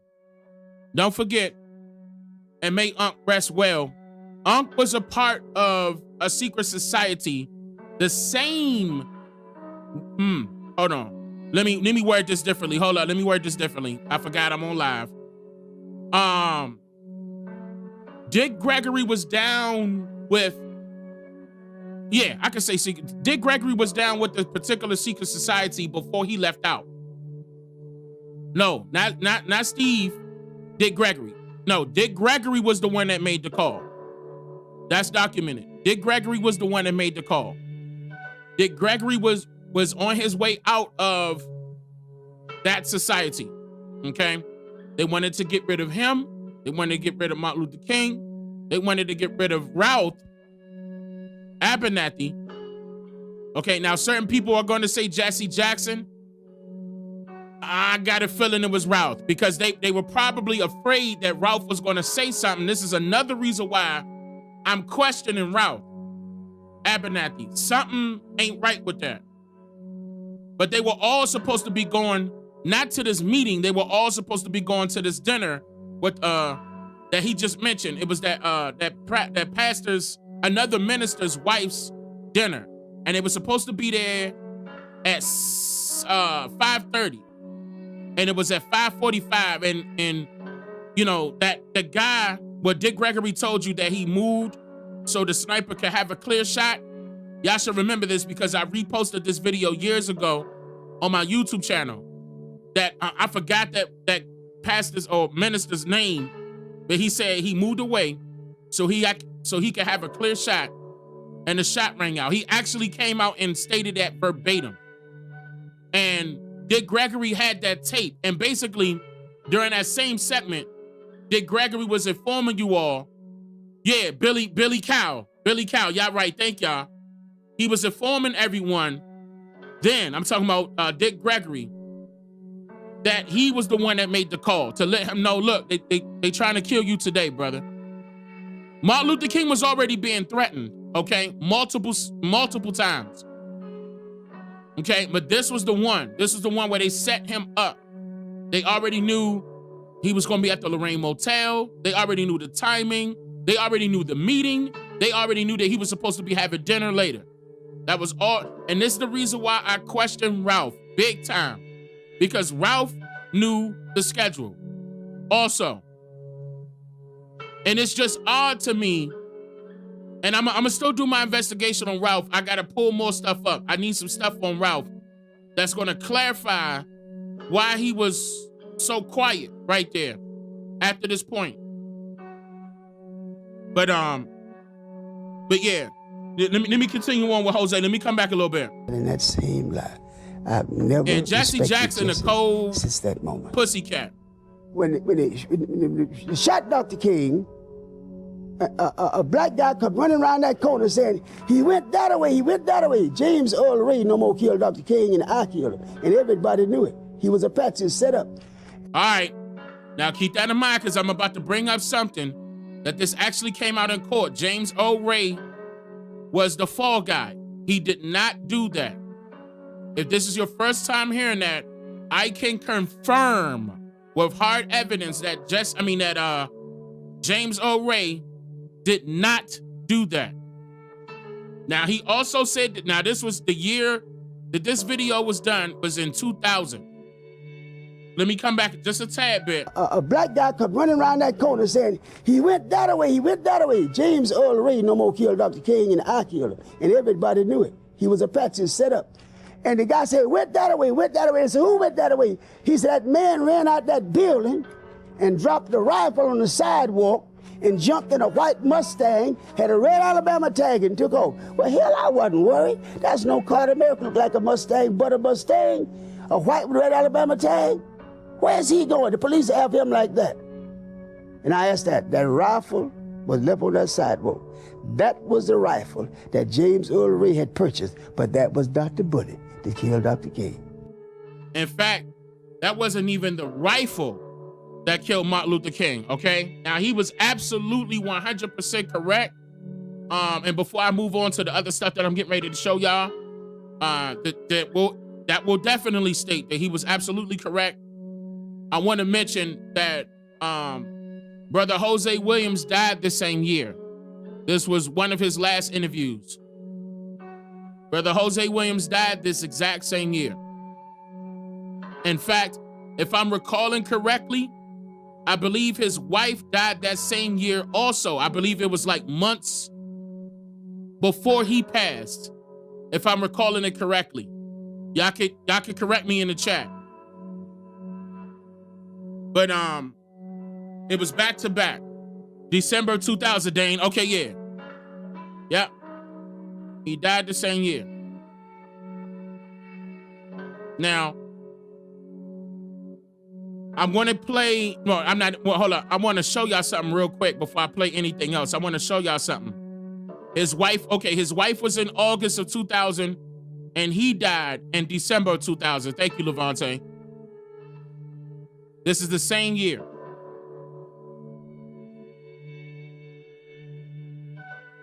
All right, hold up.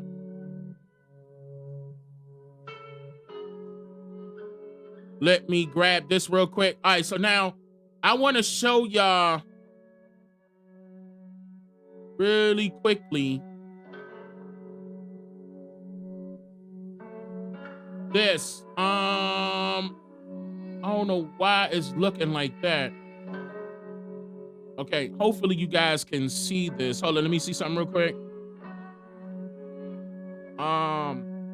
Okay. Now, y'all may not have heard this before, so let me explain what y'all about to see. The King family ended up suing the U.S. government. It was a civil suit against the government. Now, it was for 1 penny.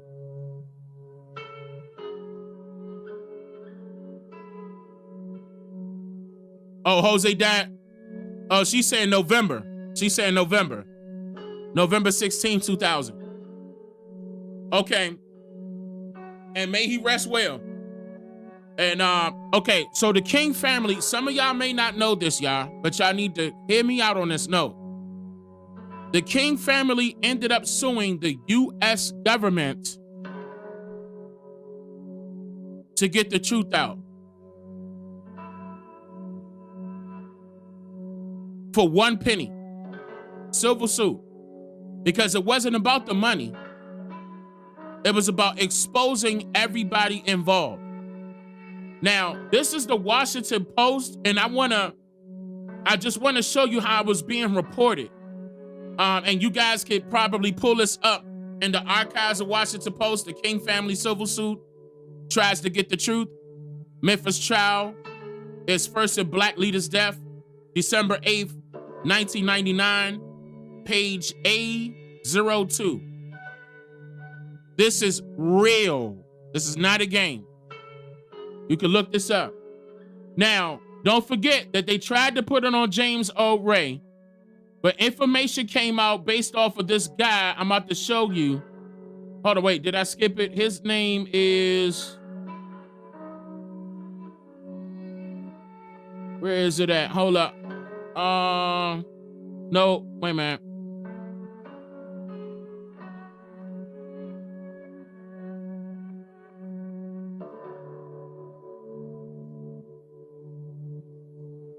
Okay, right here.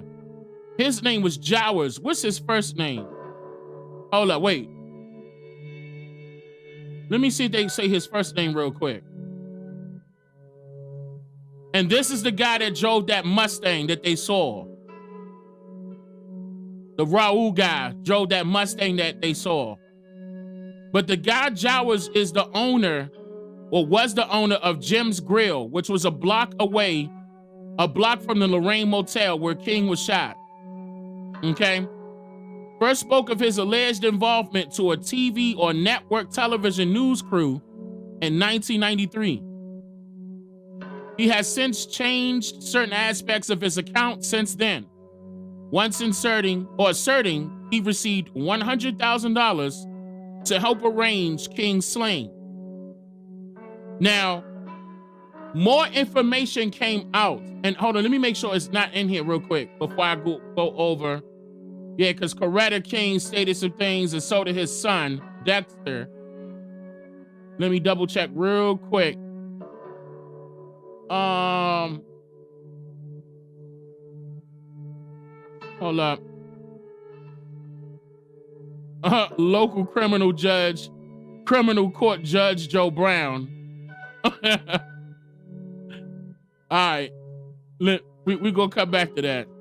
They use Judge Joe Brown. It's unfortunate. Hold on. Let me try to grab.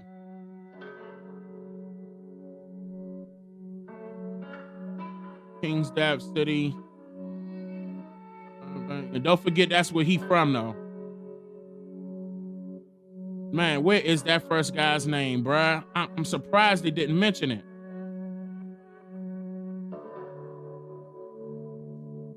Okay.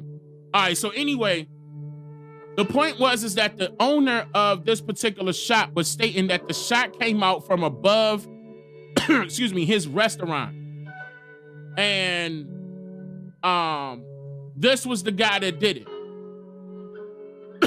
There was another guy that used to be with the police department, Memphis Police.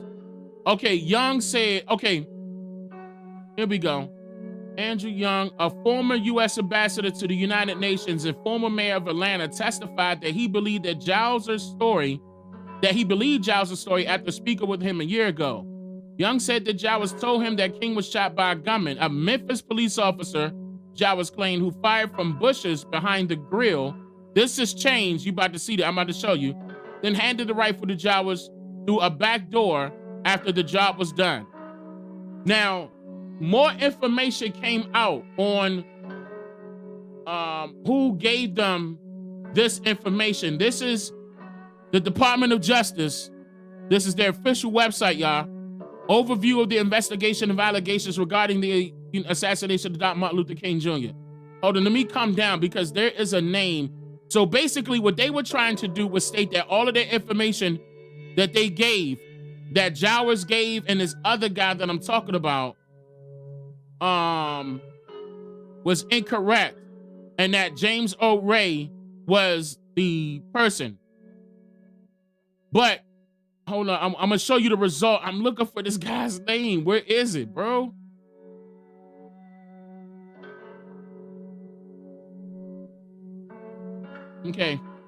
Okay, Lloyd Jowers, and then how many death claim?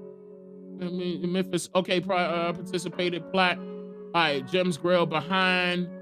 All right, hold on, we getting there. The sober suit. Hold on. Never made conspiracy claims. There was another. Okay, it was basically an agent that put out more information, and they was trying to discredit that agent. And they say his name. I'm trying to tell y'all. They say his name. Give me 1 second. I'm trying to find it.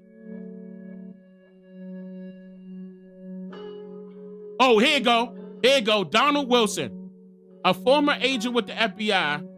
Oh, do you see? Okay. Donald Wilson is the guy, because don't forget that this is their portion trying to state that what Donald Wilson brought to them was incorrect. It was, not creditable. They was trying to discredit all the information that a former FBI agent came forward. Donald Wilson told them. Okay, now it came out, this is Washington Post again, that the lawsuit against Lloyd Jowers, conspiracy, 1968 murder, civil rights leader, to those unfamiliar, hold on, let me make sure, represented by suing Jowers, a man considered to lack credibility by every local, state, and federal prosecutor who had looked at the matter. Had his Genesis 1993 television interview given by Jowers. Oh, it was a bar. It was a bar and grill. Hold on, wait a minute, because they need to state this guy's name. Okay, yeah, that's the king. There's the son. Are they going right to it? They not even fast forward 2 years. Jowers' story is still unsupported by any independent evidence. Nah, they were trying to stop him from stating that the conspiracy was involving the White House, the CIA, the FBI, Canadian and British intelligence, the Memphis Police, military intelligence, Green Berets, the National Guard, Green Berets, and the National Guard, and the Mafia. Now, come to find out, I have all of this. I have all of these documents. I have the court records. If y'all want the court records, DM me in the 13% community server. I'll pass them to you. Just to jump ahead, the U.S. government was found guilty to assassinate Martin Luther King.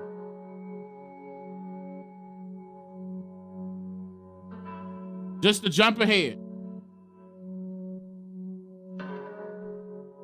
Yeah, I said Green Beret, right?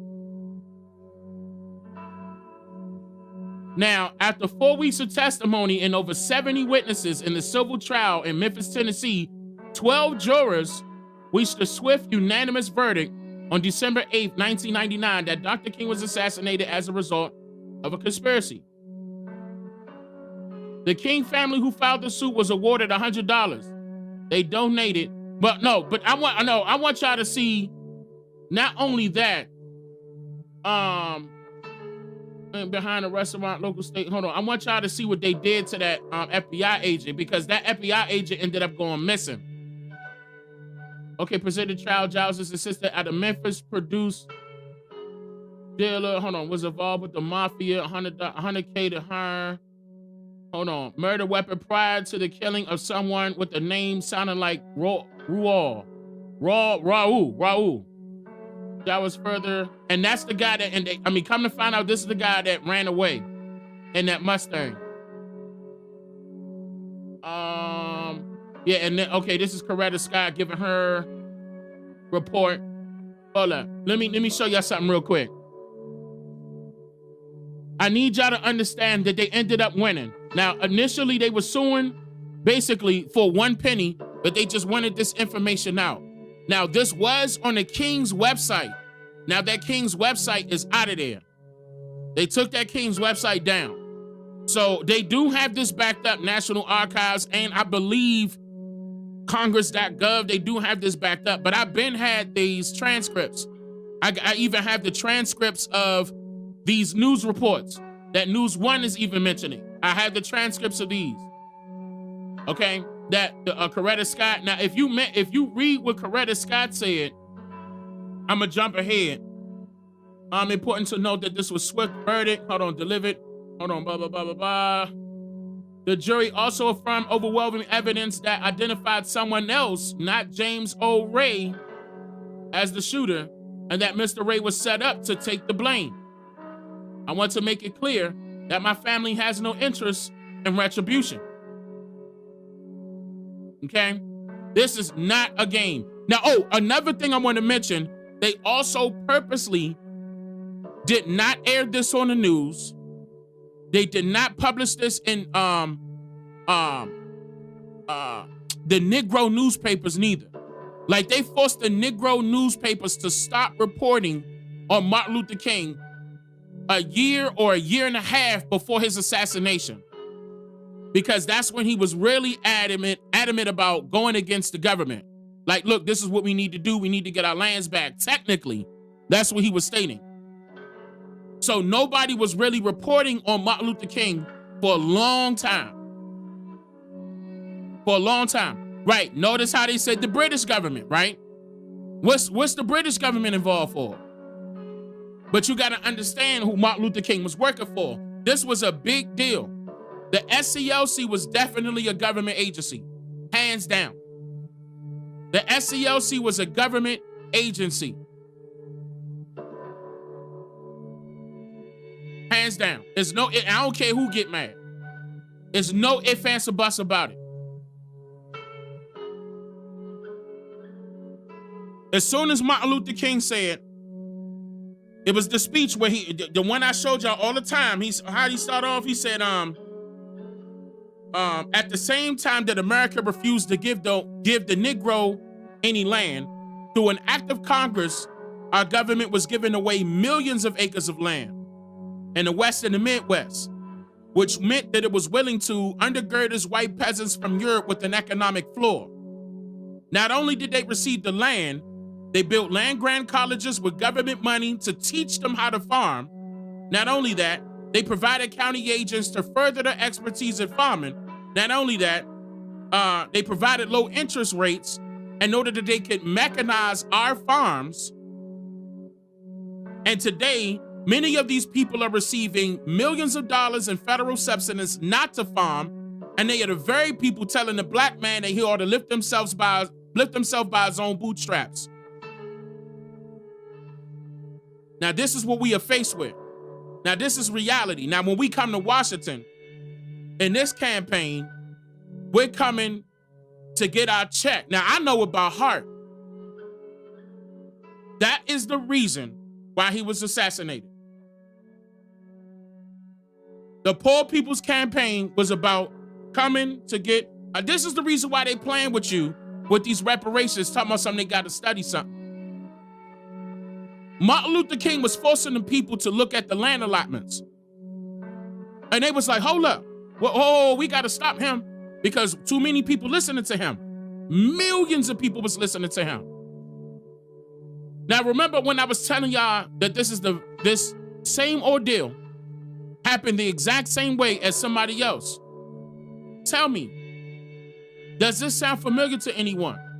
Where the government was involved in the assassination of somebody that was a leader, that was also against the government. Who does this sound like? Go ahead and name them. Who does this sound like? Okay, JFK, keep going. Indigenous minds. It was Malcolm. Nah, hold up. It was Malcolm. Look. Malcolm X's family would file a $100 million lawsuit alleging the cover-up of his death. The family of the slain civil rights leader Malcolm X says that they will file a wrongful death lawsuit against the FBI, the NYPD, and other government agencies over the handling of his 1965 assassination.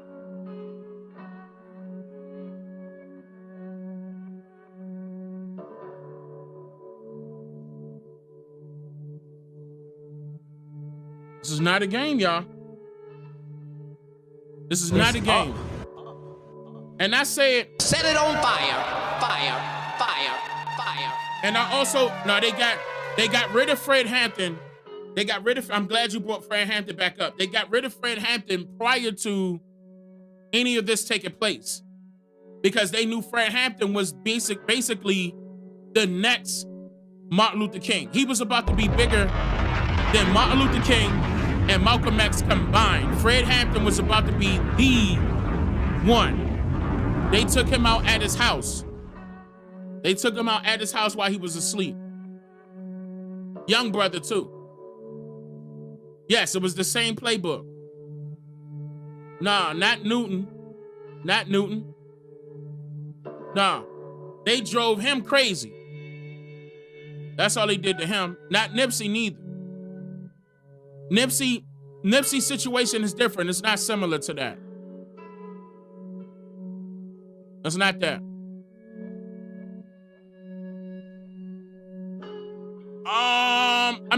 Tupac,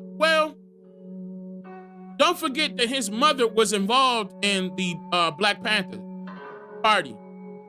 So he was already, that he already had the militant approach. But I wouldn't compare him to Fred Hampton. The reason why is because Fred Hampton had a particular talk with him that allowed everybody to relate to him. Fred Hampton was on point. Now, he did make the same gesture that Martin Luther King did as far as bringing everybody together. Don't forget that the Poor People Campaign was not only including us, it was including everybody.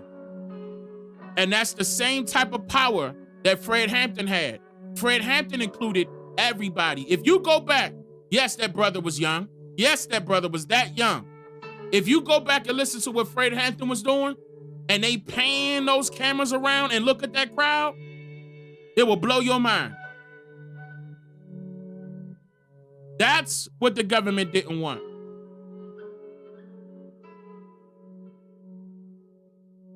And we haven't had a person like that ever since. And the only reason why that type of stuff goes down is based off of their inner circles. For example, Malcolm X. His right-hand man was an FBI agent.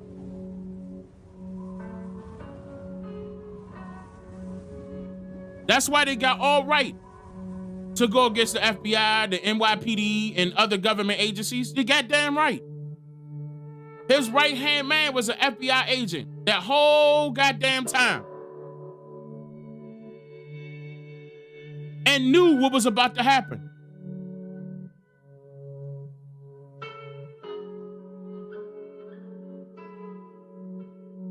So,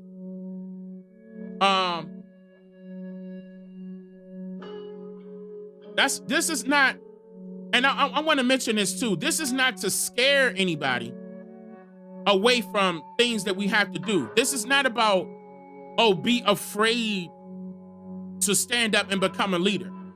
It's not about that. That's what they want you to feel. They want you to feel like you will be too afraid to do something like this again. They don't want anybody to step up and do something like this powerful. But you're actually showcasing where the government went wrong, where our people went wrong, what we need to do in order to make things right.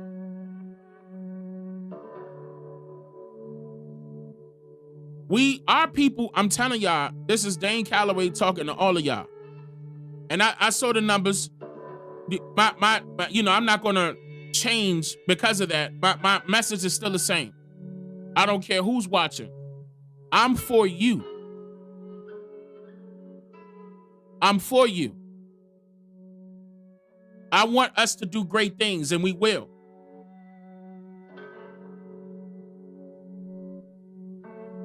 Now, none of them was scared. No.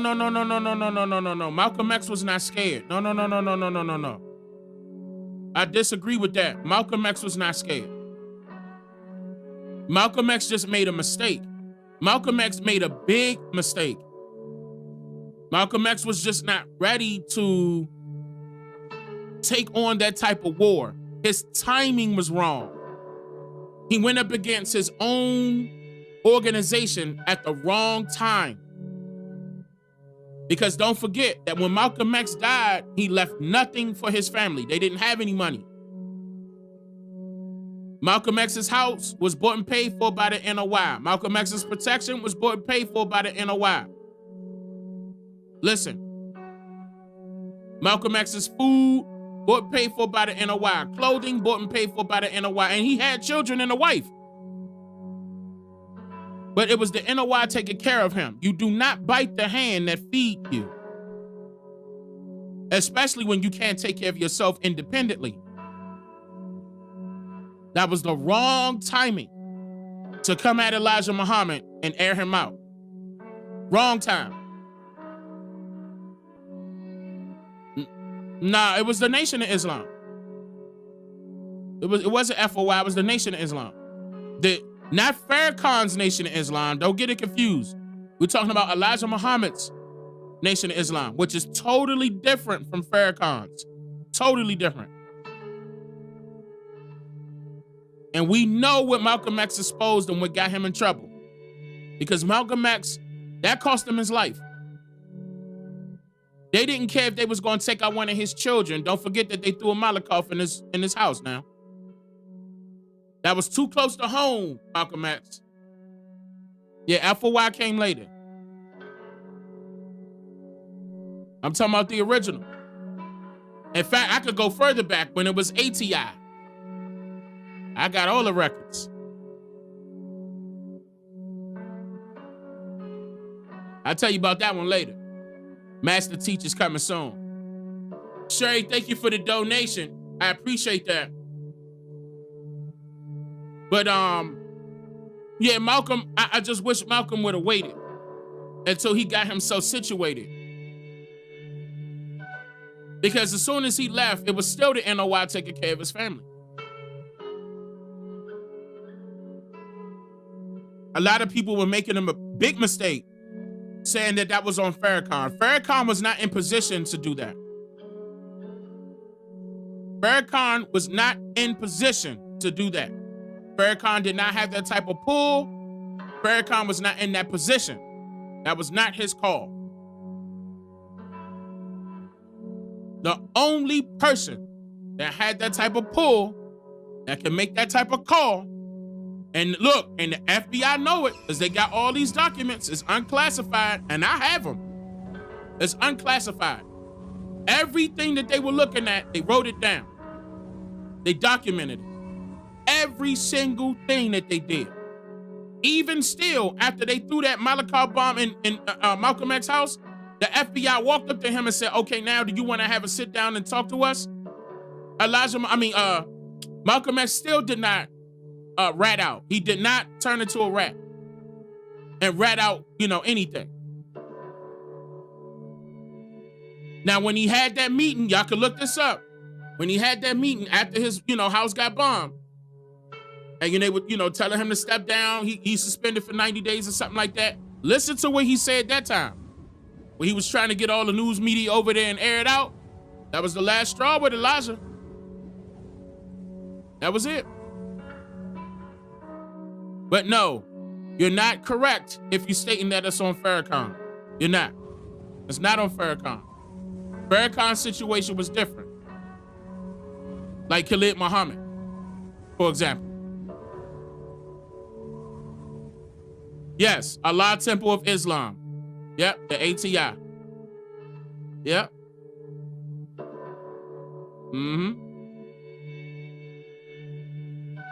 Yep, that's what it was called originally. That was the first one. Farad Muhammad started that one. Another agent. I know people gonna be mad because I said that, but I can verify that he was an agent. He was a big time agent. FBI. Why you think Elijah Muhammad couldn't find him? Okay. Y'all talking about some y'all master teacher Farad this, Farad that. You don't know what Farad was doing. And the FBI got all the documents. And again, you don't gotta believe me. You could go pull them up yourself. Put in the Freedom of Information request right now and get all those records on Farad Muhammad. It's unclassified.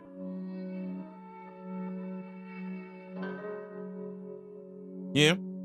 They was doing a whole bunch of rituals, blood sacrifices, all that, drinking blood. And yeah, they was playing around with little children. That's what Malcolm X was exposing. They were marrying, impregnating little women. Not even women, little girls. Between 8 and 13 years old. You heard what I said?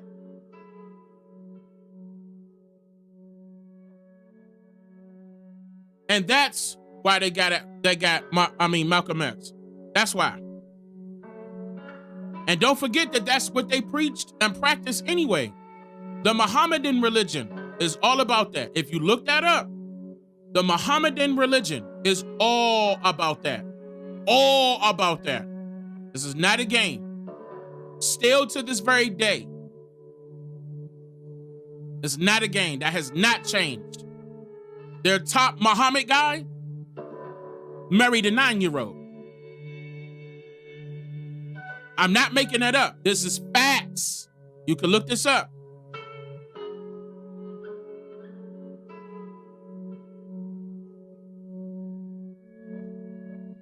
And of course, Farad Muhammad taught Elijah Muhammad that crap, and Elijah Muhammad went that route. He not gonna disobey his master teacher. When Malcolm X found this out, he was like, whoa, what? I got children. What are you doing?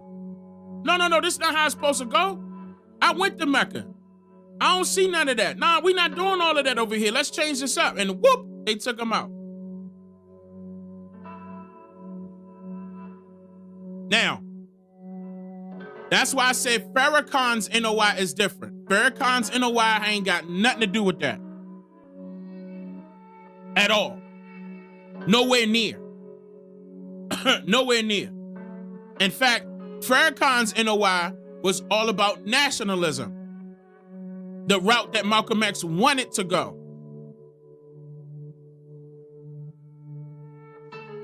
Don't forget that. Malcolm X created, before he passed, before he was assassinated, Malcolm X created his own organization. And he was pushing for nationalism.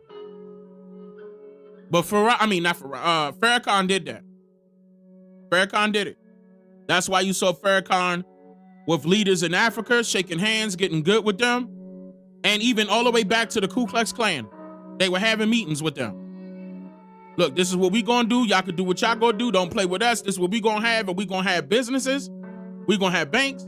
We gonna have houses. We gonna have land. Farrakhan set it up. Like, I remember when I was younger, And I used to make fun of the boys out there in the street back at home in DC. And they was out there selling them bean pies with a full-fledged suit on. And it was like 90 degrees outside summertime. I used to pull up with my car. And you know what I'll do? Now you need to get out this heat. I feel so bad for them that I'll buy the bean pie and get the newspaper from them. But I need you to understand that they was making money at that time. Farrakhan took that money and gave it back to his people. Ain't no ifs, ands, or buts about it. I couldn't stand them bean pies, but I mean, some of y'all may like it. Nope. You know, I give it to somebody that wanted it. I wasn't the bean pie type of guy. I couldn't, but I like that newspaper. The newspaper was informative. They had some great writers.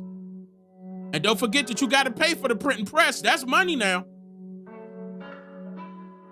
And just imagine how much they accumulated over that time. Year after year after year. And Farrakhan gave it right back to his people.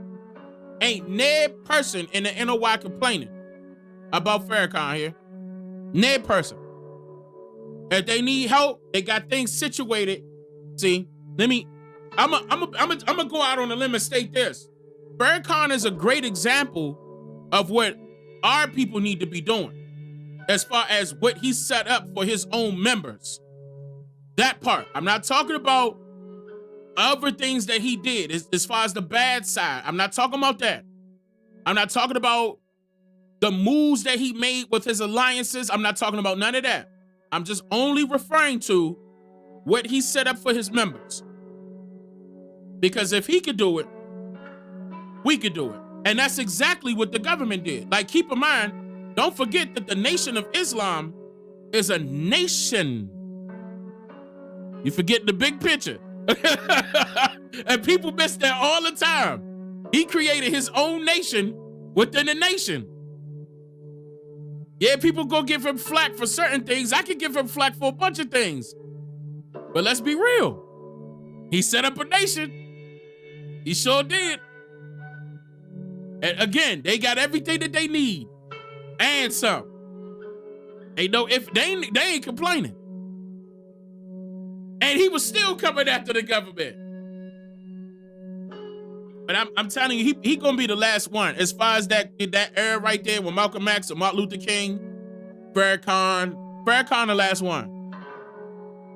He the last one. Ain't nobody, and ain't gonna be that. I'm talking about that era that got that Baptist preacher sound. And we're tired of the such and such, but we're going such and such, blah, blah, blah, blah, blah. That era. We're not gonna get that no more because the people are dying off. They got older now. But when we come into this and the blah, blah, blah, blah, we ain't gonna get that no more. I'm not, don't laugh because I'm not making fun of them, but let's be real. We was listening to the preachers that got just like that. We sure was. Don't lie. Don't lie. You know you was talking, but come on in here and now we're going to preach the word of God and tell the people that this is something that we need to do. It's got to be done and it will get carried out by our own. And y'all know how they did it. The Baptist preachers, the Methodist preachers too, but mainly Baptists. And they got that South accent. Y'all know what's going on. You listening to that preacher. But that's it. Farrakhan the last one. I so often I'll catch a few other preachers or pastors sounding like that, but not like how it used to be. Not like how it used to be. That era is dying off. That era is dying off. And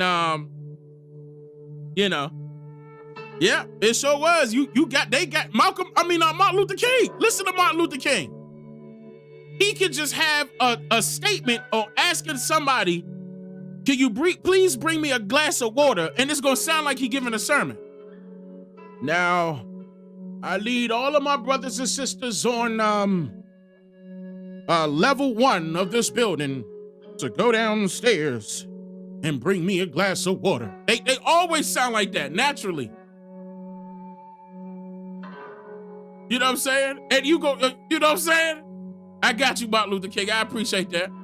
I got you. Now, son, he don't care how old you are. Remember when Jose Williams said he older than Martin Luther King, but Martin Luther King still called him son? Now, son, I appreciate that you brought this water for me, but you forgot to put some ice cubes in this glass. Now, don't worry. For our other brothers and sisters that are down the hall to reach out their hand and help. You know, I mean, no, you cannot lie. Even though I'm making fun of that you cannot lie. That had everybody on lock and key. When they talking like the Baptist preachers in their tone. That was it. That was it. But yeah, that is, you know, and same thing with the folks that's looking for the reparations portion. It's not the fact that we are not owed reparations.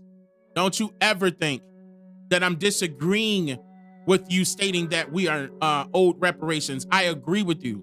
We are owed reparations, but I need you to stop thinking that you're about to get reparations from a government that is your enemy.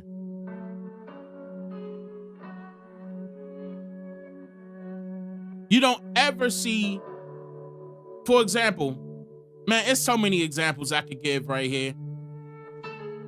But it's not like the government, man, let me leave it alone. Sooner or later, people are going to catch it. People are going to, maybe I should carry the tone as a Baptist preacher. Then maybe y'all, what y'all think about that? This government, I'm just saying, I can do it. Sometimes it depends on what type of zone I'm in. I can do it.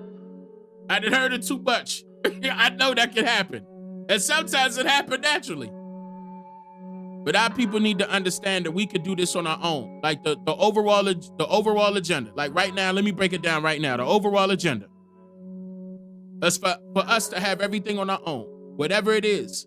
Whether it be your own government, your own infrastructure, both, and everything else in between. It can happen. We making enough money to make it happen. Shoot, we could create our own money if need be. We could do away with this money and make our own money, then everybody else is gonna have to follow suit. Wait a minute, what type of money they got now? The money they created?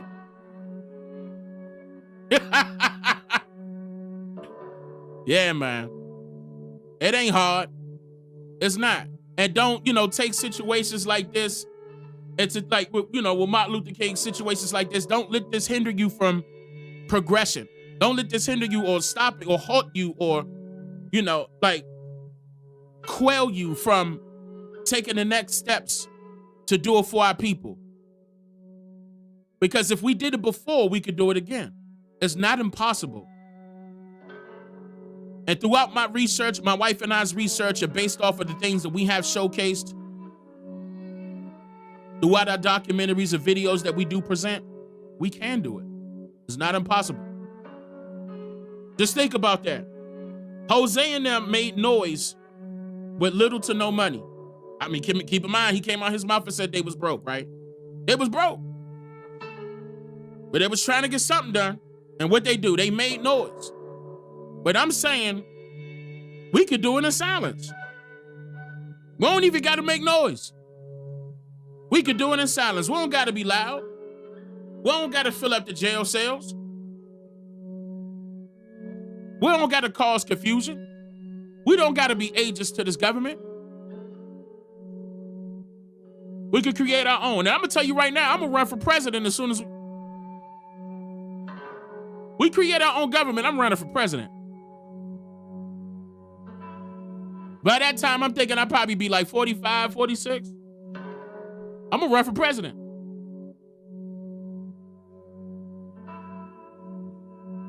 We only got two parties right now, Democrat and Republican, right? And I keep telling people, do you realize that they were the same team? Prior to that, the Democratic-Republican Party. Two heads of the same snake. Ain't nothing changed.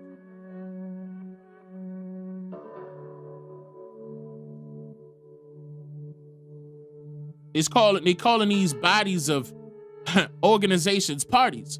This is a party. So-called black people, the only party we know is when we hit that club or we hear that song And we partying out in that backyard? Like what? Huh? When could we turn these parties into serious congregations again? And take back over our territories and our countries. They know this. These folks know that this is Indian territory, Indian country. They know it. Do you?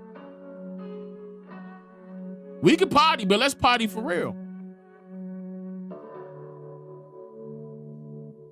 Yeah, we could dance. Yeah, we got the DJs. I mean, we set the trends, don't we? We are the masters of the arts and entertainment. And you mean to tell me we can't take over? If it wasn't for us, it would be no them. Shout out to Go Forward. I appreciate that. Shout out to those of you that that donated today and became members today. I appreciate that. You know, I don't be asking for that, but I appreciate that. From my heart to yours, thank you.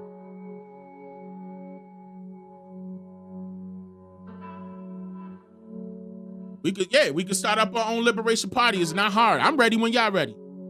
Do me a favor and keep it off those, you know, the sites that can be infiltrated. Go onto the site where it's encrypted.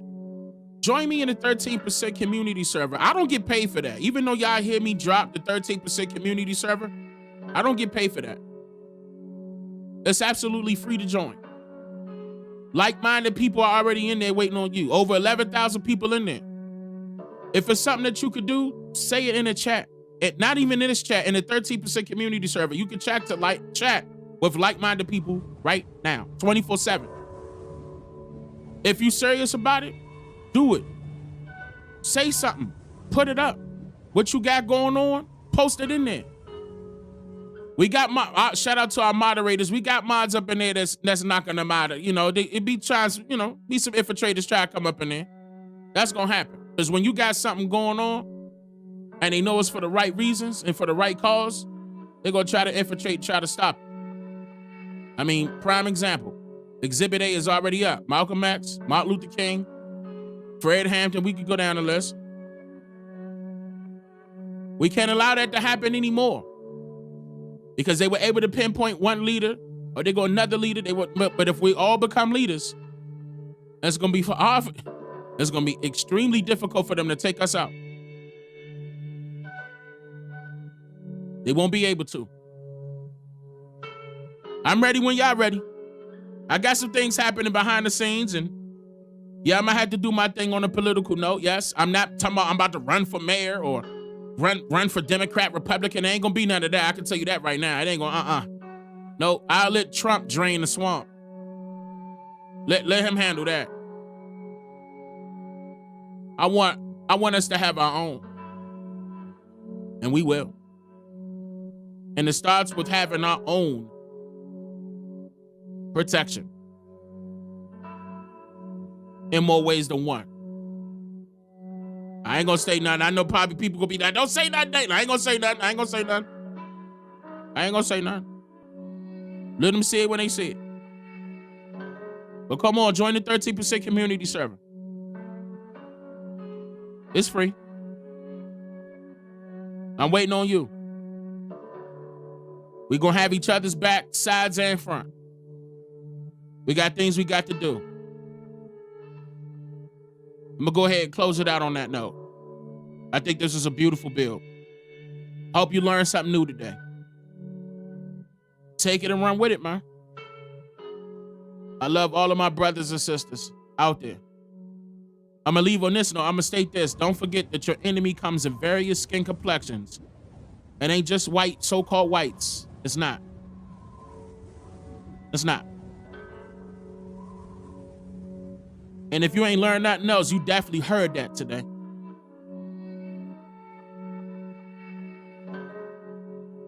So since the enemy comes in various skin complexions, the fight is not about blacks versus white. The fight is not about color versus color. The fight is about wrong versus right. Right versus wrong. Regaining what is rightfully ours and dismantling everything that was wrongfully placed in our position, or in front of us, rather, to prevent us from recognizing what is rightfully ours. Spiritually, educationally, economically, physically, mentally. They did a number. The indoctrination process was major. But those folks know that it wasn't going to last long. This is the reason why they have to regurgitate those same informations that they provide to you and telling you that it's the truth, it's a fact, blah, blah, blah, every 10 years.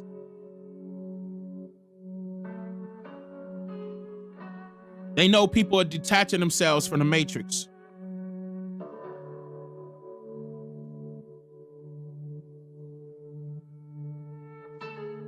I'm proud of you. If nobody told you that, I'm proud of you. I love you. Keep up the great work, beautiful people.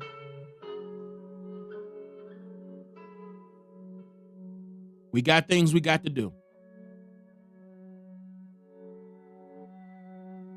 Let's do it. I love y'all. Y'all take care. I'm going to see y'all during the next video or the next live stream. Wado.